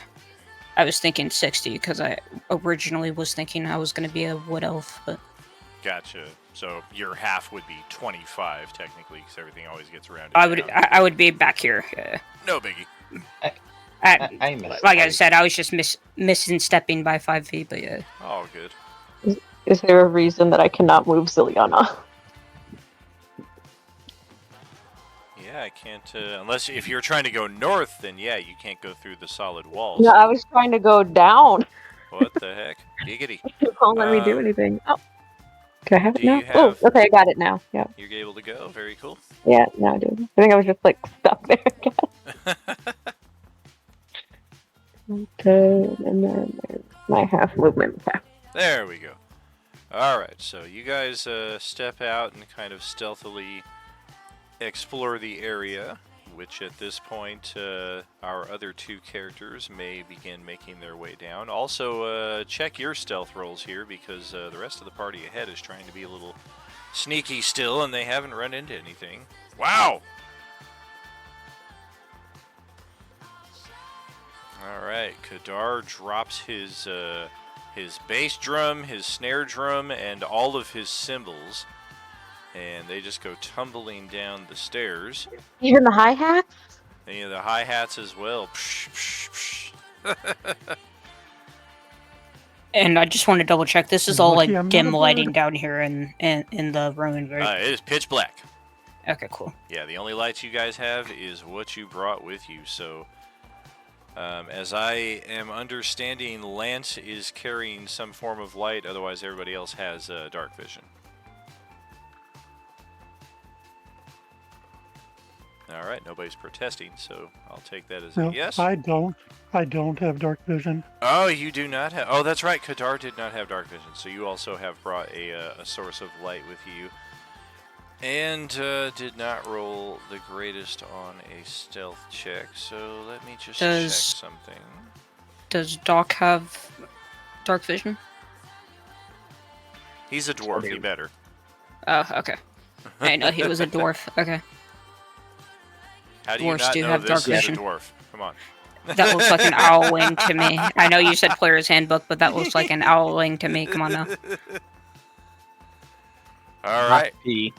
There is a snort and a chuff of something in alert over in this direction. I would say we should probably move Kadar at least to here so you're not entirely trapped in the stairwell at the start of this. But yes, let's get some initiative rolled from each of you, as it is very clear that there are some things on the other side of this wall here to your east that are none too pleased at your intrusion.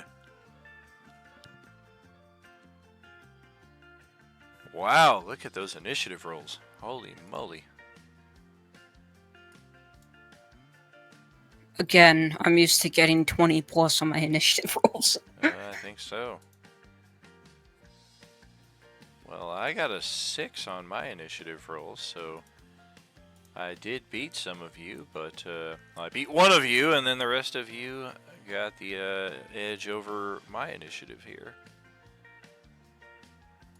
So yes, we are aware that something is snarling and is around the corner. We do not, based on the sounds of it, think that it is human. Possibly draconian? Before all the initiative or whatnot, I just basically like put my hand up to my mouth and just like point behind me at the wall behind me. Well, Kadar, you've got the first go of it here, so what would you like? Well, I'm stuck in the wall. If you can move me down a little bit.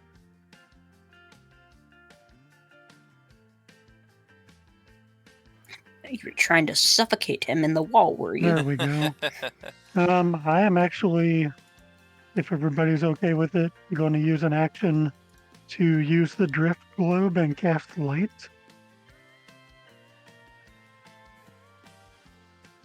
Let me... You're find using that on something here. yourself, right? Do It's I an item. have anything? Nope. Alright. I will get a little token here for us for that, though. That's not a globe. That's funny. Oh, okay, so it emulates the light spell from Right. itself. Okay. Oh, well, I don't know any of this stuff. I'm just like reading it. Come on, roll 20. Work with me. So it's a 20-foot bright light radius and then additional dim, 20 dim. 20 light, 20 dim, yeah. Standard. No, Okay, I was just here we checking. go. I don't actually use the light spell enough. So All good. That's call lightning. Spell effects. yeah, no. Let Perfect. us Ball of light. Let us use let us use call lightning. Why not? And I am going to attach this permanently to a character sheet so we can just drag drop it whenever is needed. Can be edited by all players. It is this. Yes. Almost there. It does not have vision. It emits light, so nobody's going to be able to see through it, but you will be able to see based on the light that it provides. And then linking that to the character sheet, and voila.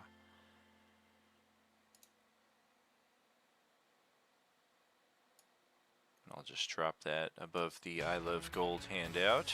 And yep, that's our drift globe. Go ahead and move it out, and it should do what it's supposed to do.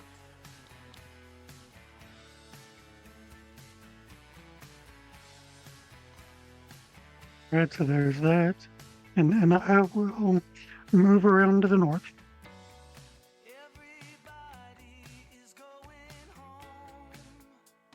That'll be my whole turn this time. Very well. Alright, so Ondor would be up next.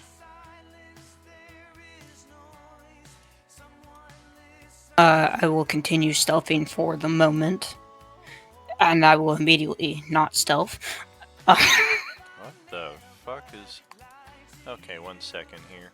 What? Your character sheet is not linked up to me correctly, that's why. Oh, is something not There like we go. linking to the token or something? Exactly, for the live stream audience, they could not see what you were seeing. Oh, okay, Because okay. the character sheet was not under my control, only yours, so... Oh, okay, There I it got is. you. Yeah, these are definitely some kind of draconian. They look bloated with bright red skin and wide frog-like mouths.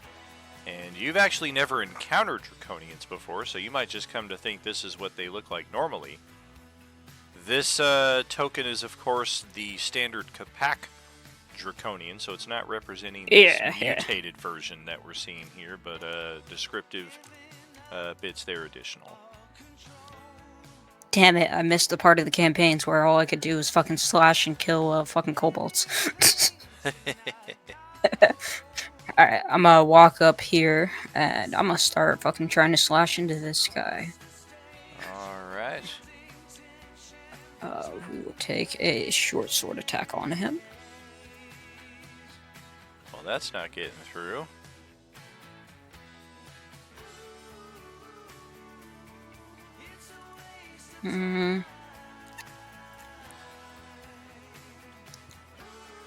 We're gonna see how he likes the 4-8 blows.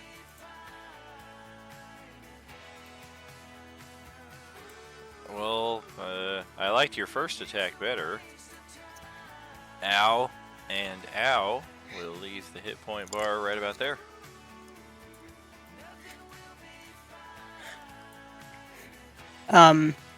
I did make it apparent to where they were before I did anything, but and I presume most of them saw where I went. So I'm going to go ahead and then oh wait, hold on. This takes my bonus action, doesn't it? I just used it. Yeah, it takes my bonus action. Okay. Then I will end my turn there. Alright. So none of you have any idea where Ondor went here as Ziliana's turn comes up. Would I have been able to see Ondor like come out of stealth when he was like right there? Oh yeah, definitely. Okay, then I will automatically just kind of take myself out of stealth because I'm like, God damn it, if he's going out of stealth, we're about to get into some shit. And I will kind of follow him. 15, 20. Oh, I don't like this. No me gusta. Why do you think I stopped stealthing? Well, I stopped stealthing because you stopped stealthing because I knew we were about to go stab some shit. I wanted to stab some shit, god damn it. I will go here to 25. I don't get flanked with Ondor here, do I? I gotta go up one more. Yeah, you have to go up You next to the Yeah. other guy. Yeah. Yeah. Oh, I don't even get loose flank with him if like if I'm here. No. Ow. You No. be here. You need to be in range of the other guy. Yeah. Well, I'm at the end of my movement. Well, if you technically I- do move here, you technically don't get flank, but then again, they just move in and get flank. So Yeah. I guess I'll stay right at this spot, not get advantage, but it's fine. But at least they can't get well, flank on you. Let me see if I can even hit it before I try to do anything else. Do I hit it? Fuck. Ouch. And then can I do that? Yes. Does that apply to anything? I don't think any of them are Sure. surprised. I don't think that does anything. It would. Oh, it was the same roll. I didn't even need to do advantage stuff. 17 and 17. Well, technically it's considered a crit though, so it's going to do an additional. We do not maximize our crits on this campaign though, so you do need to roll. Oh, a let me die fix my. 8 and 3 die 6. Well, let me fix my attacks then real quick.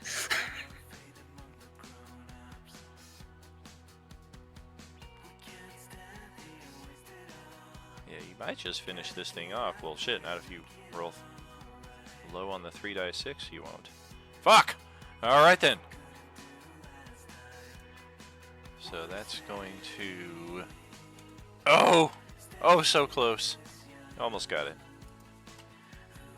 And then I don't think it'll really do anything at this point, but I'll just use my bonus action to disengage. So I'm just gonna like kind of You want- whistle, look around, be like, I don't even know what's going on right here. Yeah, if you want to run back behind me, you can, but... I don't have any movement left. Oh, that's right. Okay. Yep, you used all your movement to get there, so... Yes, You could do a sir. bonus action dash to get extra movement, but then you provoke the Yeah, then I get it. Yep. And I'm just gonna like kind of pretend I'm not even there. Just like, dude, oh my god, is it like such a nice hallway? What? Yeah, the perks of being a fucking monk who has 55 speed. Don't mind that your spleen is on the end of my fucking dagger here now. Sorry, rapier. Lance, go ahead. Ooh, what's You strongly going on here? suspect something to the west. You certainly heard noises. Oh. What have we here? Okay.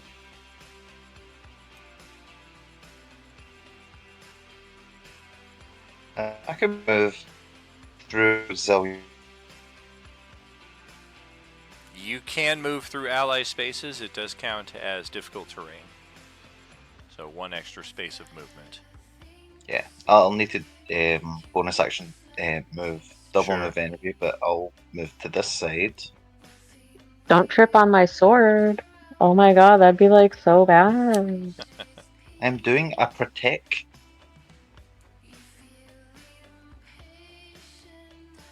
Ken, Attacking I don't the want it. uninjured one to the north. Ah, Giving this one a chance at life. I'm tempted. No, Ignore here's him, the- just attack the bottom one. Aww. the way it was described makes it feel like it's going to explode, which is why I'm against doing that. But yeah, it's going to get the other ones are going to get flanked anyway, so I'll just attack the one below. Sounds good. Doesn't get to live. Aw. You're gonna miss it anyway. I'll be fine. Oh, damn! Oh, but- Even that 10 does nothing. Dan, how could you? I presume you're a rogue, right? Yes. Are you dual wielding? Such a good protector. No, not at the moment. I'm what you call it? Dueling. Oh, you're okay. You're a one-handed. Okay. Yeah, I've got a shield. Oh, damn. Well, okay. Oh well. Looks like it's gonna It get a happens. chance at some life here after all. Who's going first? Yikes, this is going to get real ugly for those of you on the top. Most specifically, Lance. Bring it. So the injured one is going to attempt some retribution against Ziliana here. We are going to multi-attack, 2 claws. That is a 17 to strike. And that delivers 6 piercing and 10 poison.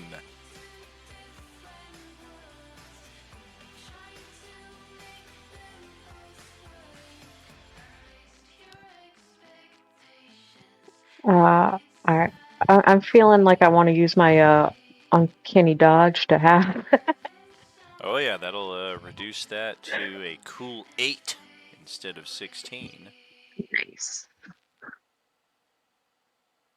Burn your reaction there as we go for attack number 2, which is not going to come anywhere near your armor class. I got a mighty 8. I do need a Constitution save, however.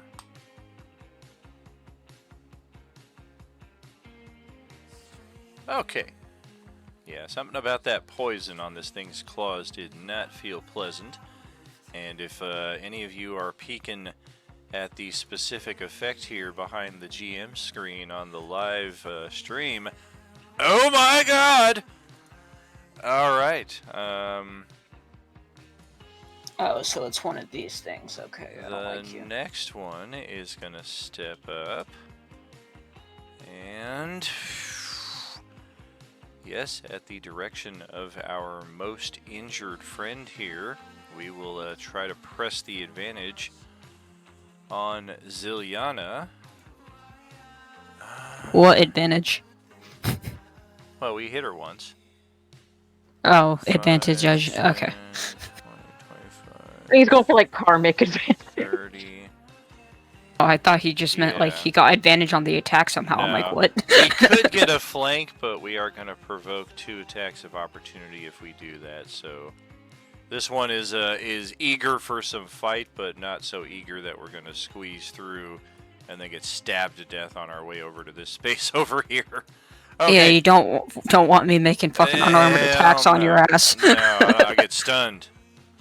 Alright, so we're going to go for Ziliana here again. Oh, God! Thank God we didn't have advantage. That would have been a natural 20. Instead, it's a dirty 20 for 13 damage total. 6 piercing, 7 poison.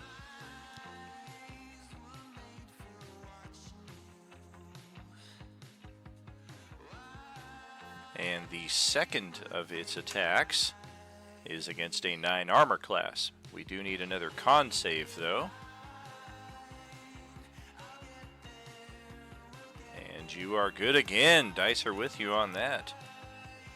No disease for you. Well, Lance is the only one left now, so we are going to focus both of our multi-attacks on him. 4 attacks incoming. This guy stepping in gets loose flank, thanks to this one still being alive. This one is going to throw Ziliana a wink and turn to the dark side, give me flank advantage, and maybe we won't assault you any further here. Alright, so flank attacks on Lance. That is a 16 armor class. No.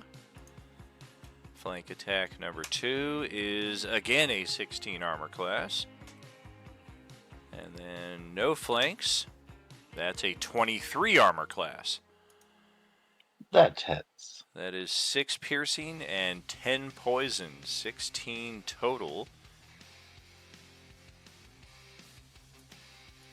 And then our second attack against a 12 armor class. We do need a con save from you also, please. Uh-oh.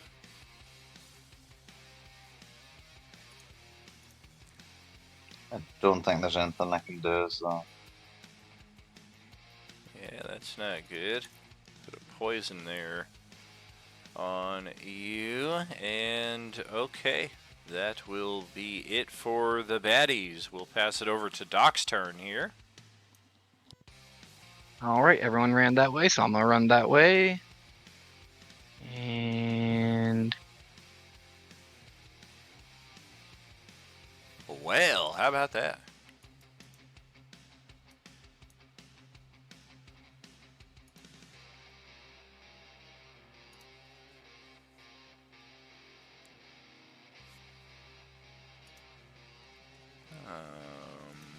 Do we have... Oh, I never built a spiritual weapon. Okay, give me a second on that.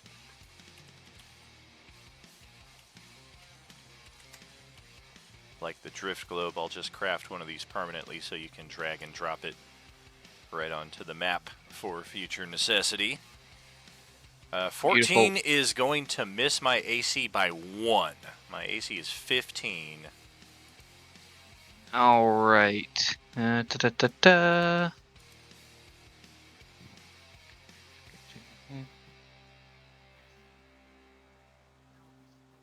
And then I will go ahead and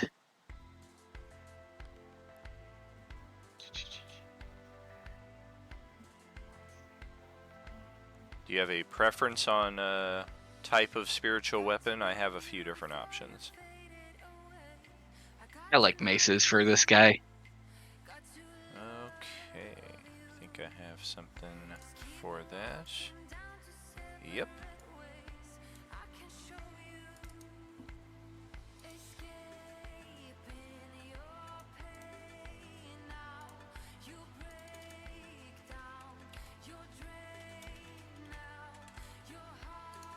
Spiritual mace, only under your control. We'll get that. And no. Yes. Alright, and then I will go ahead and try and hit the guy behind him with a guiding bolt. Okay. Damn! Wow, almost max damage. Just fucking got that guy right in the face. Shoot a fucking hole through him. Wow. Yeah, we'll throw up the little yellow icon there. Next attack on this guy gets advantage. And that'll be my turn. Whew! Wow! Solid frickin' strike there. Thought you upcast that for a second, to be honest. Started the next round with a mighty 13 on his initiative. It is Kadar. Go ahead. Yeah, I've always thought fucking Guiding Bolt Alright, I'm did gonna way more carry my damage than it should have. Deathblow. It can, but I've Yeah. seen it like typically do like 8 or 9 points of damage, and people are just consistently frustrated with the results. Exactly, yeah. Uh-oh. See if we can slow these things down a little bit. They can make wisdom saves Okay. against the 15. Let's just go north, northeast, south, and south. Wisdom times 4. I got a 3. I got a 16. I got a 12. I got a 5. So this one, So one who success. you guys have advantage on, or I'm sorry, no, this one made the success. The others, let's get the down arrow of slowness. Okay, anything else with your turn while I'm applying these? No, I don't really have many bonus actions. Okay, so we got that set, and looks like everybody's pretty locked into this tight little hallway here. So, Andor, your turn. Okay, turns out I'm an idiot and I forgot I had extra attack, which is a null point from last turn, but still. So I'm gonna make one attack against the guy that's in front of me. All right. Wow. I'm gonna miss it. Wow. So I'm gonna make a second attack against the guy in front of Holy me. crap, there you go, and you just barely killed him thanks to the no max crit rule here. Okay, so death throws. When the Draconian Slod hybrid is reduced to 0 hit points, it dissolves into an acid that splashes on those around it. Each creature within 5 feet must roll a dexterity saving throw or be covered in acid for the next minute. Being That's- covered. Wow. That's 4 nat 20s this session. Alright. Jesus Christ. See what I'm saying about my... And I'm this gonna be guy- mad because the next session is the Sunday session. I'm gonna be mad because I'm gonna roll like shit. Alright, so we made ours.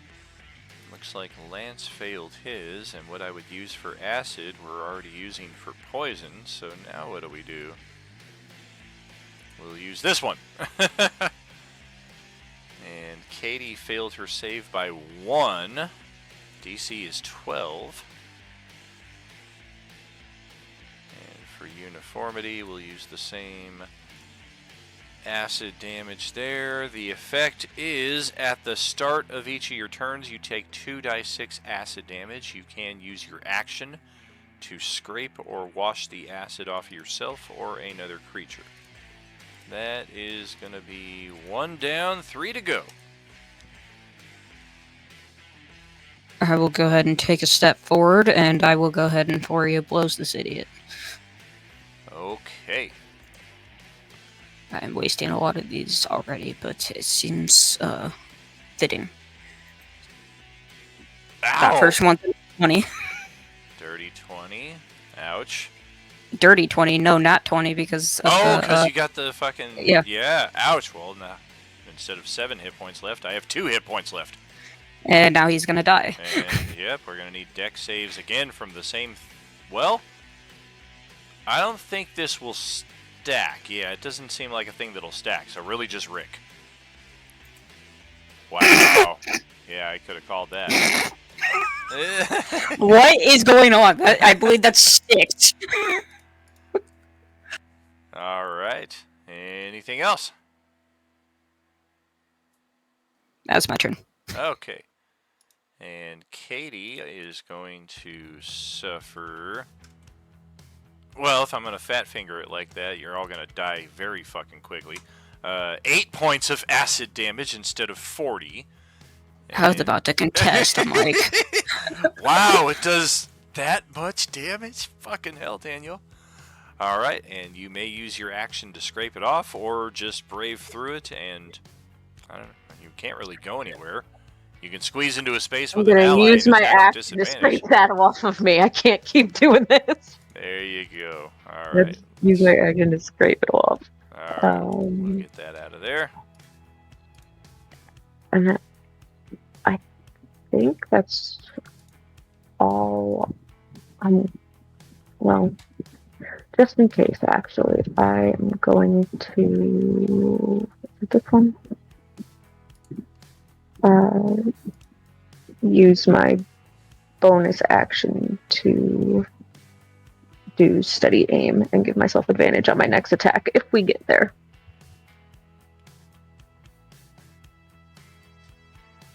I think it's only on the current turn. yeah, it's only lasts for 1 turn. Yeah.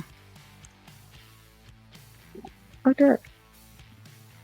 So you would traditionally use that Okay, if you okay, were you're not right, moving right, and yeah, attacking on the yep. same turn. Yeah. Right, you could do like a bonus action dash, which plus your movement, you could do like one of these things here and just kind of just like run around in circles.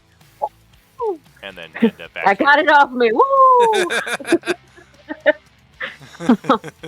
But yeah, that's it for me. I can't really do much else. So Alright.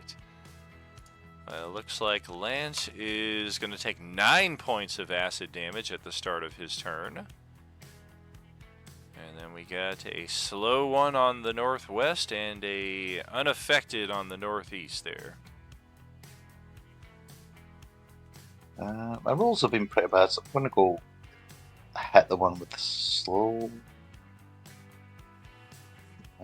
can I tell him that I think that might be an ally before he goes and stabs him?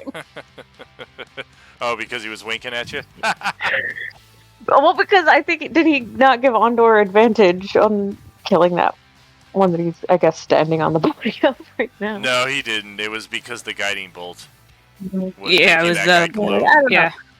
It was Hey, from sorry. getting involved in Quadar. I've got good vibes about this guy. That's all I'm saying. Well, my AC is already down by 2 because of the slow spell, and now you have advantage to hit, so I think I'm going to use a free action and teleport to the other side of the wall here and just say, screw you guys. What's he have advantage from? Screw you guys. I'm going. Because this feint attack he just did. Oh, the Battle Master shit. Yeah, Okay. yeah. Okay, well, 15 is going to hit on the money, and we get that extra 7 points of damage, so... Ow! And that'll That's be. unpleasant. We'll just stick around. Okay. Well, the Draconians will take their turn, but not before Rick is able to see what Yeah. looks like an elf inside of this room with the bashed-in door. And yeah, she, from what you can see of her, is just all kinds of terrified at watching this confrontation taking place a mere few feet in front of her. Would she be? Is she able to see me? I presume she's not reacting to me because she's focused on the Right. fucking thing in front of her. But Yeah, like she's not participating in the combat, but you do see her. It's unclear whether she sees you. okay, But yes, I we're won't gonna address it until my next turn. But yeah. Show. Well, shit.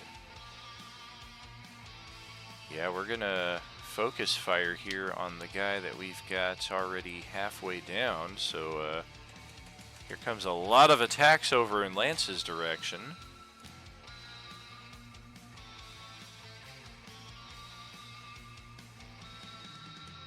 Thank goodness he's got a good armor class.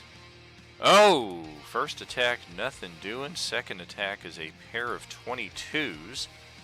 6 pierce, 9 poison, 15 total.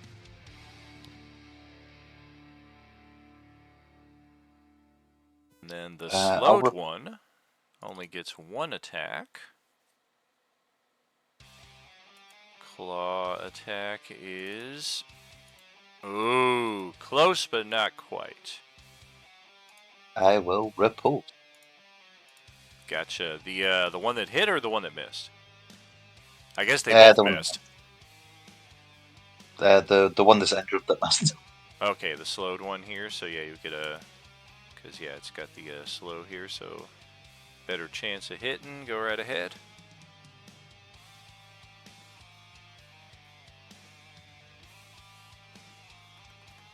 Looks like my damage is broken out. If it's broken in my favor, I'm okay with it. It's only doing 2 damage instead of 1.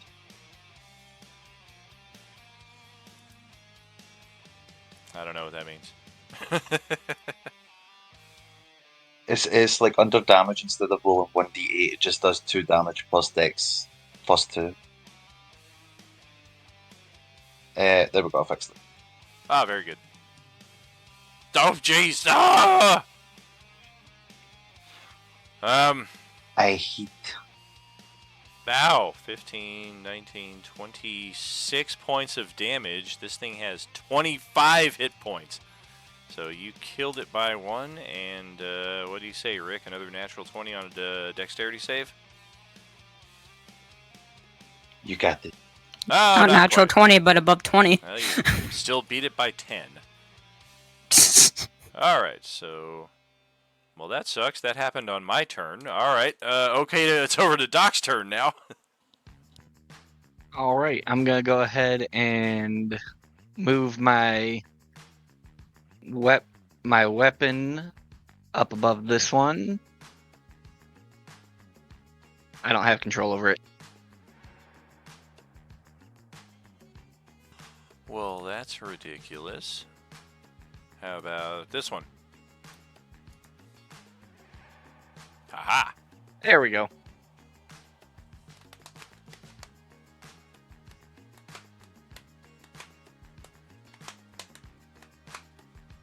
Oh, what is that? Yep, nope, it ain't hitting nothing. And then, so I saw that Lance got covered in acid.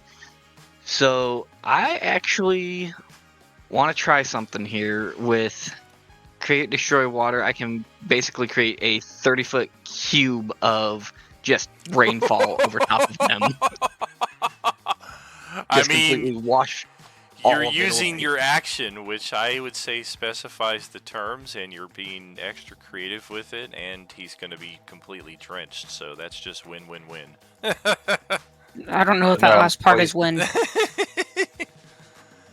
Oh yeah, and then of course the 2 of you adjacent, the 3 of us adjacent, because I'm one of us actually, would of course take a significant amount of splash, not damage, but just splash.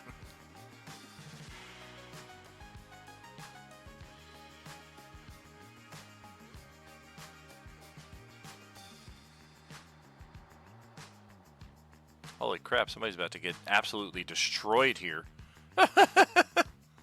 You call me Everyone is calling a fucking hallway tsunami? Is that what you're doing? Like, is he destroying? Oh yeah, it's falling as rain in a 30-foot cube. So that's the Mhm. option that he did. Yeah, no, I know what option. Yeah. Crack-a-doom. All right. Any movement? And I, Nope, I'm gonna stick around right there. All right, Kadar up next. That changes my turn because I was going to use prestidigitation to clean him off. So let me throw a little cantrip at the one that's still standing over there. Very good.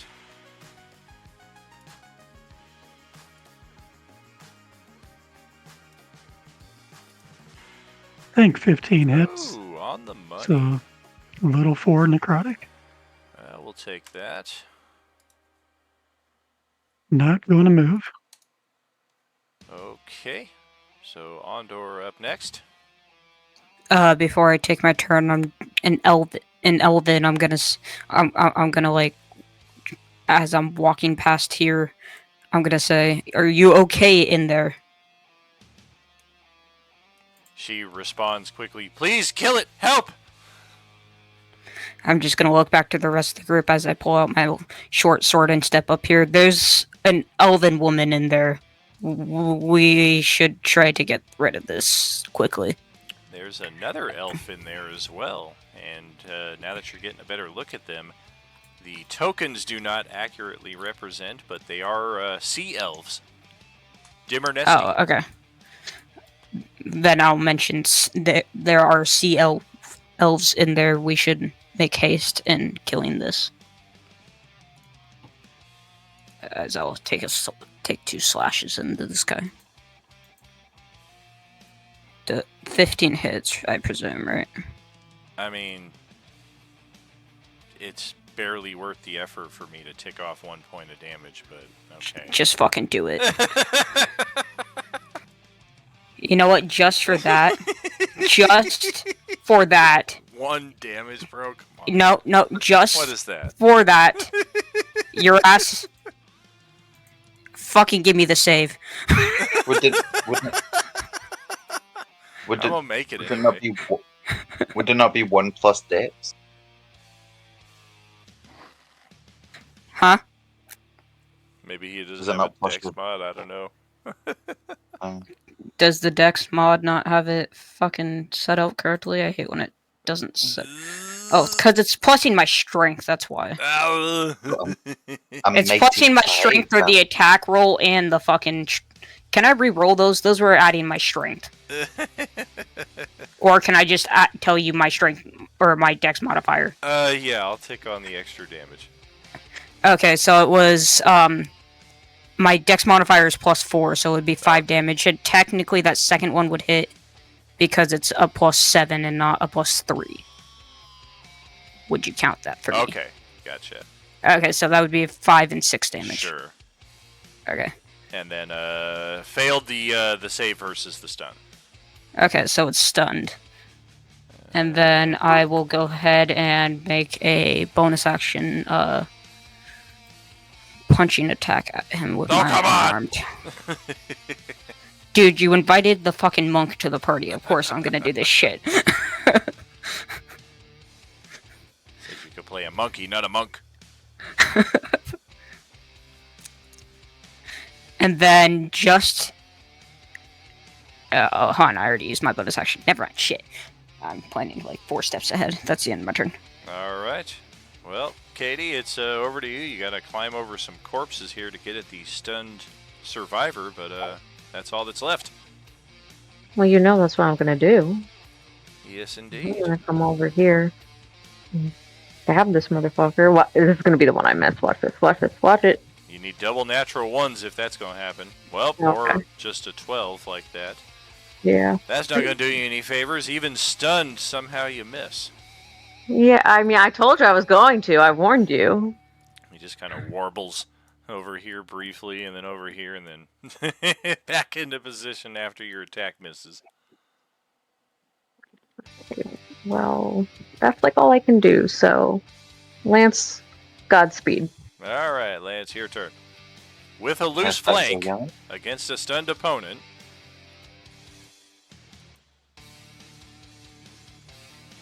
Gotta go here and get Blank 1 zillion. I'm gonna attack it. Oh my god! I'm an action sergeant, hit it. It's not going to do much. What is this? What kind of fucking Our party did I characters are join? so tied together tonight. It's not even funny. This is like the fucking mystery men. That's the Blue Russia. I think the only thought going through Ondor's brain is, why did I accept to come with these idiots? Because we're fun. I'm doing all the fucking killing. Yeah, where else are you gonna get bants like this? I mean, come on. Oh, Action Surge will land. Why did it roll no 22, damage, yeah, though? need the, But couldn't- like, this much- I'm wondering yeah, why it's it did no I'm just double- roll no I'm damage, doing though. it separately. There we go. I love it. Alright. Well, I will survive my turn, and then no longer be stunned in time for Doc to take his turn. No, it's okay. Yeah, I was gonna say it's stunned until the end of my next turn. Not. Oh, regardless. Yeah. And the All right, turn we're gonna hit it with a takes Sacred also- Flame. Oops. You do have advantage on this, so it is still stunned.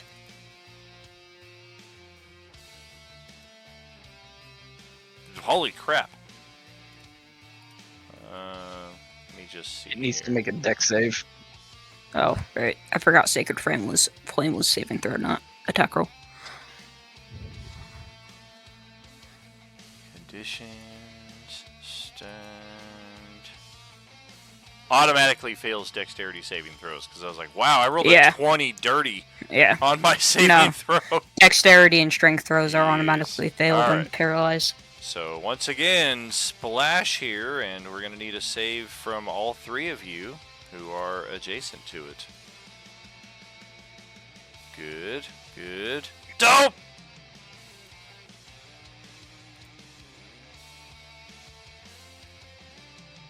So yes, Katie is going to be covered, but we do have 1, 2, 3 characters who are going to go before it can really affect her outside of initiative. So assuming that we are hasty in getting the acid off of her, it will not potentially hit her for 12 points of damage here. No, everyone refuses to scrape it off her. Well, that's just rude. I'm joking. Here, let me scrape it Oh, off we with were my friends. sword.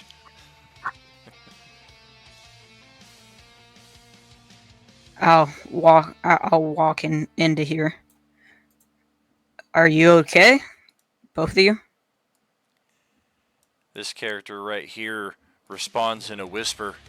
Are they all gone? Answering in Dimmer Nesty Elven. I'll go back to Elvin and I'll just say, I mean, we took care of the ones in the hallway. Did you see any more?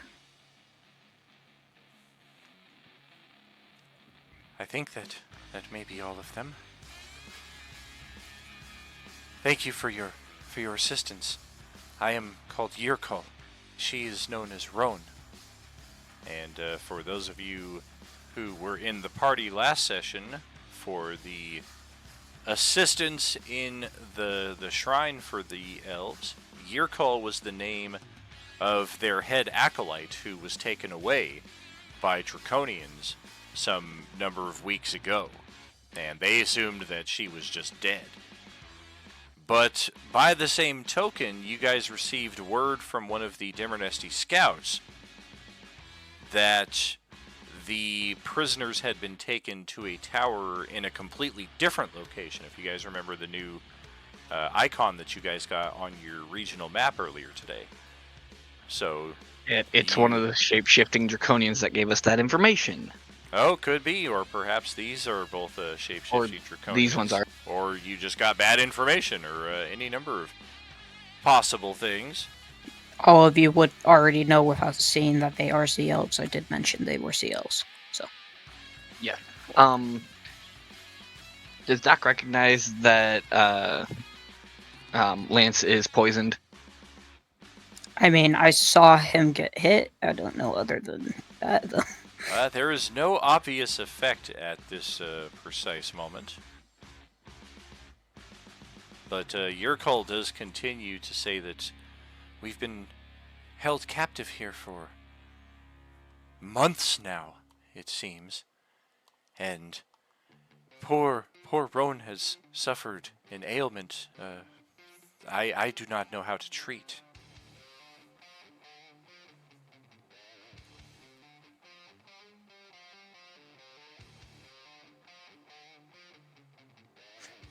Can you describe Fortunately, this ailment for me?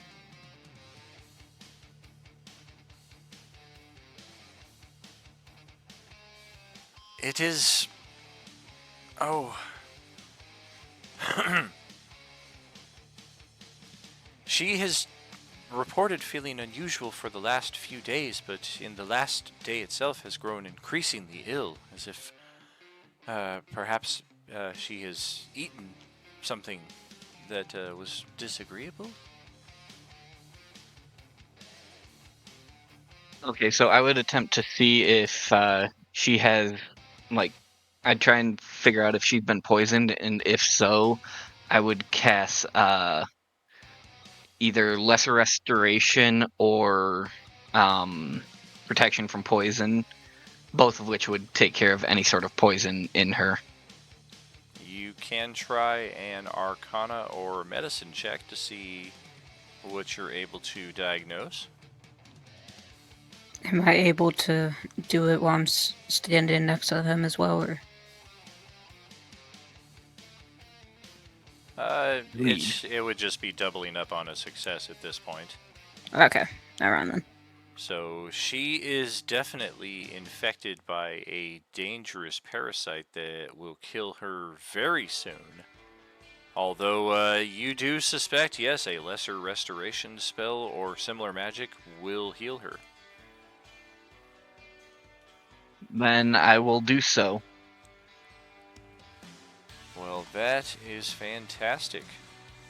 And she immediately has a look of relief pass over her face as she just throws herself at Doc and embraces him in a hug and begins smooching the side of his face, thanking you profusely, and just kind of bursts out of nowhere from that. If you will be so kind as to see me home to Heart's Hollow, I promise a very generous reward for this service. You've done me a great kindness. You've saved my life. And this is why Doc wears a full face mask. Yurkol continues speaking after also confessing admiration and gratitude for Doc's timely intervention here. She reports that after they were captured and brought here, the dragon army made her and Roan join the workers in unearthing this ruin. The camp's commander had orders to recover whatever relics or magics lay within. They eventually dug up a large glowing stone, and soon after, these violent toad-like terrors emerged. Yurkol and Rone fled, but were recaptured by someone named Veruza, a magic user draconian. She did learn enough about Veruza to know that he seeks to use the magic of the stone to transform people into draconians. However, it seems that his actions with the stone caused more of these toad-like creatures to emerge. Since then, Yurkol and Rone have been hiding here, where up until now the illness has proved especially troublesome. And Yurkol does know that other sea elves do exist and are still alive at the Blue Phoenix Shrine, and at the same location that you guys were told the other captives were taken. And her primary objective at this point is to reunite with all of them. All right, and I will let Yurkel know that we helped the ones at the Blue Phoenix Shrine perform the rite, and that we had heard about the other location and planned on attempting a rescue as soon as we were able to. She is quite pleased to hear this information and asks as to the state of the surface level camp. Are there any survivors up there? Is it perhaps a safe place that we could remove ourselves to until you finish with whatever lies further down in the dungeon? I do not know if it is necessarily safe. However, I do know that there appeared to be nothing out there when we came through, and it appears to have been that way for at least a week.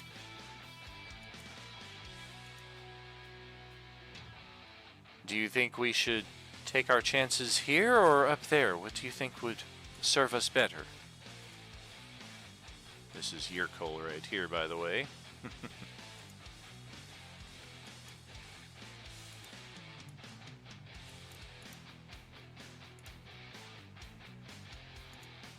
I would say that staying inside would be prudent. We did see some rather alarming creatures as we came up to the area. However, I would say probably at least go upstairs. Yes, there is a section upstairs that I would advise to be at least a little bit more safe than staying down here, just in case of outflow of creatures. Well, they are quite willing to do that and report that they will meet you up there, hopefully sooner than later.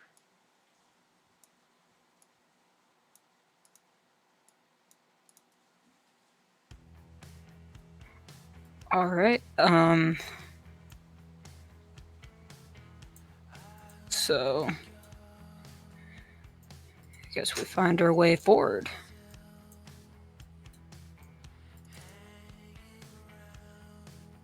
Yep, sure enough, there's the stairs descending to another level on the northwest side there. Otherwise, all of these crates everywhere as you're passing through, they do appear to be filled with dozens and dozens of tools.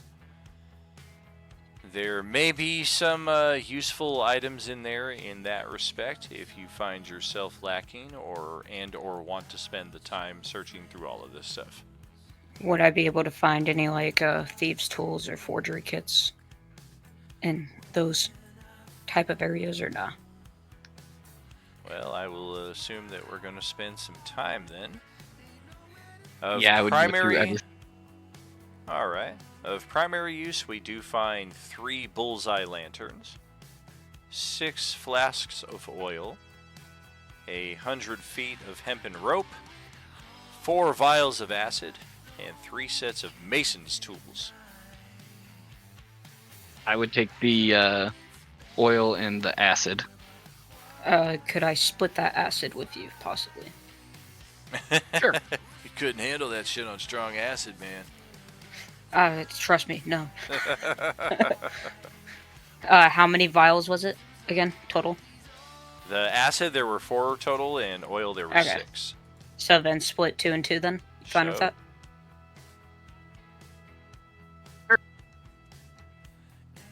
I definitely take a bullseye lantern. Very good. Yeah, same.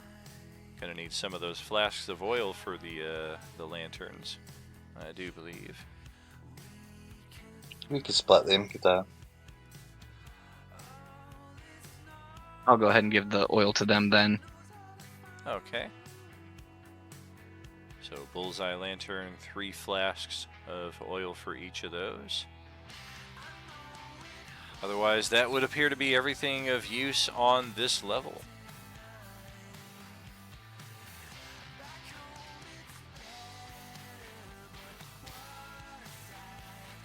No chance of a short rest.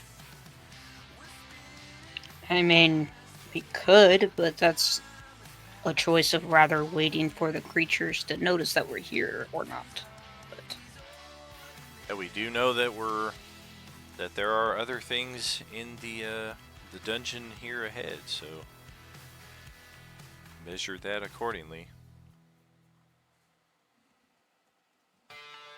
I mean, would you rather take the short rest, or would you rather, or would you rather carry on?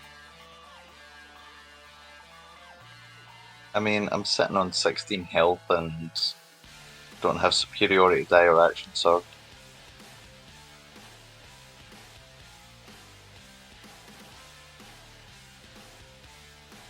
And Zilyana's pretty hurt as well.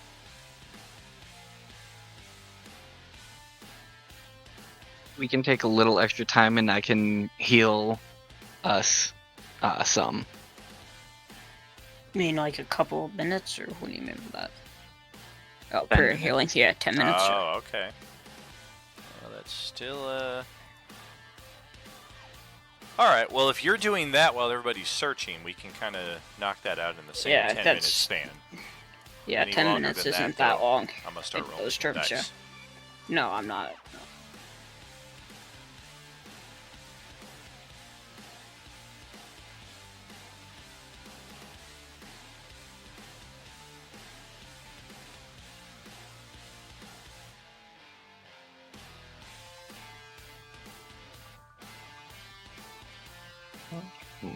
Let's go then. Alright. Add an additional 4 to that because I can't figure out how to get my Disciple of Life feature to add on to that. Okay. Your third level cleric. 6th. Then wouldn't it be 7? Oh no, it's your spellcasting modifier. I'm getting that mixed up now. It's an additional 2 plus spells level, and that's a 2nd level spell, so an additional 4. Oh, okay.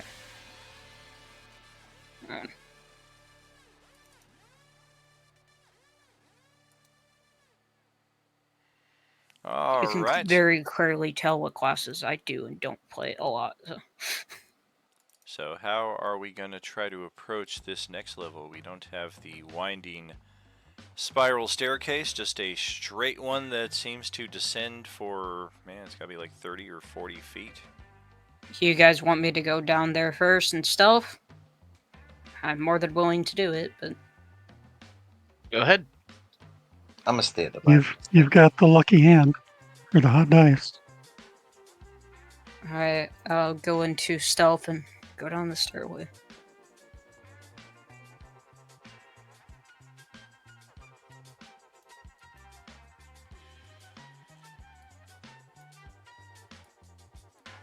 Oh, goodness. What? Just bad on my side here. Okay, there we go. Alright, so up we go to the next level here. This is a staircase going up, right? Down. Or down, okay. Yeah. Okay. This level of the fortress hasn't been fully excavated. A 30-foot wide chasm splits it in two, spanned by makeshift wooden footbridges. On the far side of the chasm, digging implements surround an 8-foot tall crystal glowing with a noxious orange light. Oh, woo, woo, woo. On the near side of the chasm, a hulking red form covered in squirming shapes digs through broken crates. It does not appear to be aware of you. I'm gonna slowly creep back to the, back up the, staircase. And, if he has not noticed me quite yet, and inform the party of what I saw. It's, well, there's a cavern down there, like, one that has, like, drawbridges and shit, but, there's also a giant, what looks like a giant fucking human shark.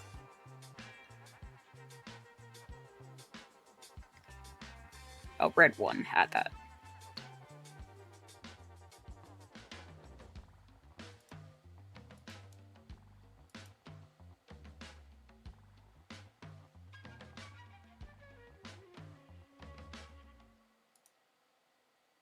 And there are, I think it has like fucking tiny ass minions with it or something. I don't know. I saw some tiny things along with it as well.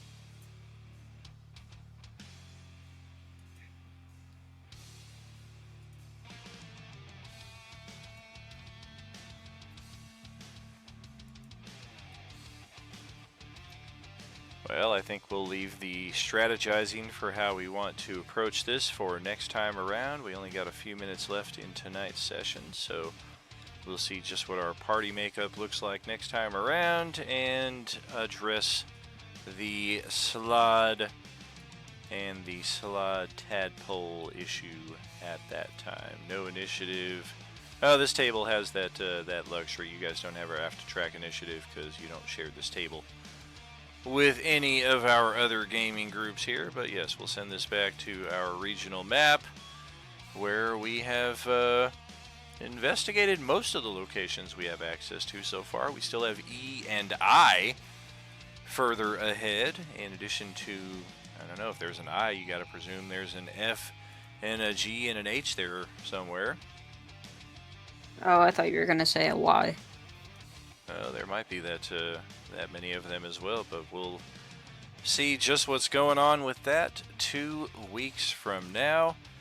As it is, that is a wrap on tonight's session. Thank you for being here tonight. J-Man, hope you're having fun out there. Don, hope you're having fun as well. Hope you both can come rejoin us here pretty soon, get our party back up. Same thing there to you, John T. Hope you're doing well. And come back to our tables here very, very soon.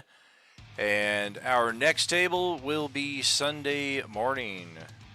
Wednesday, we officially wrapped up our session 3s for all 6 of the Coalescence tables.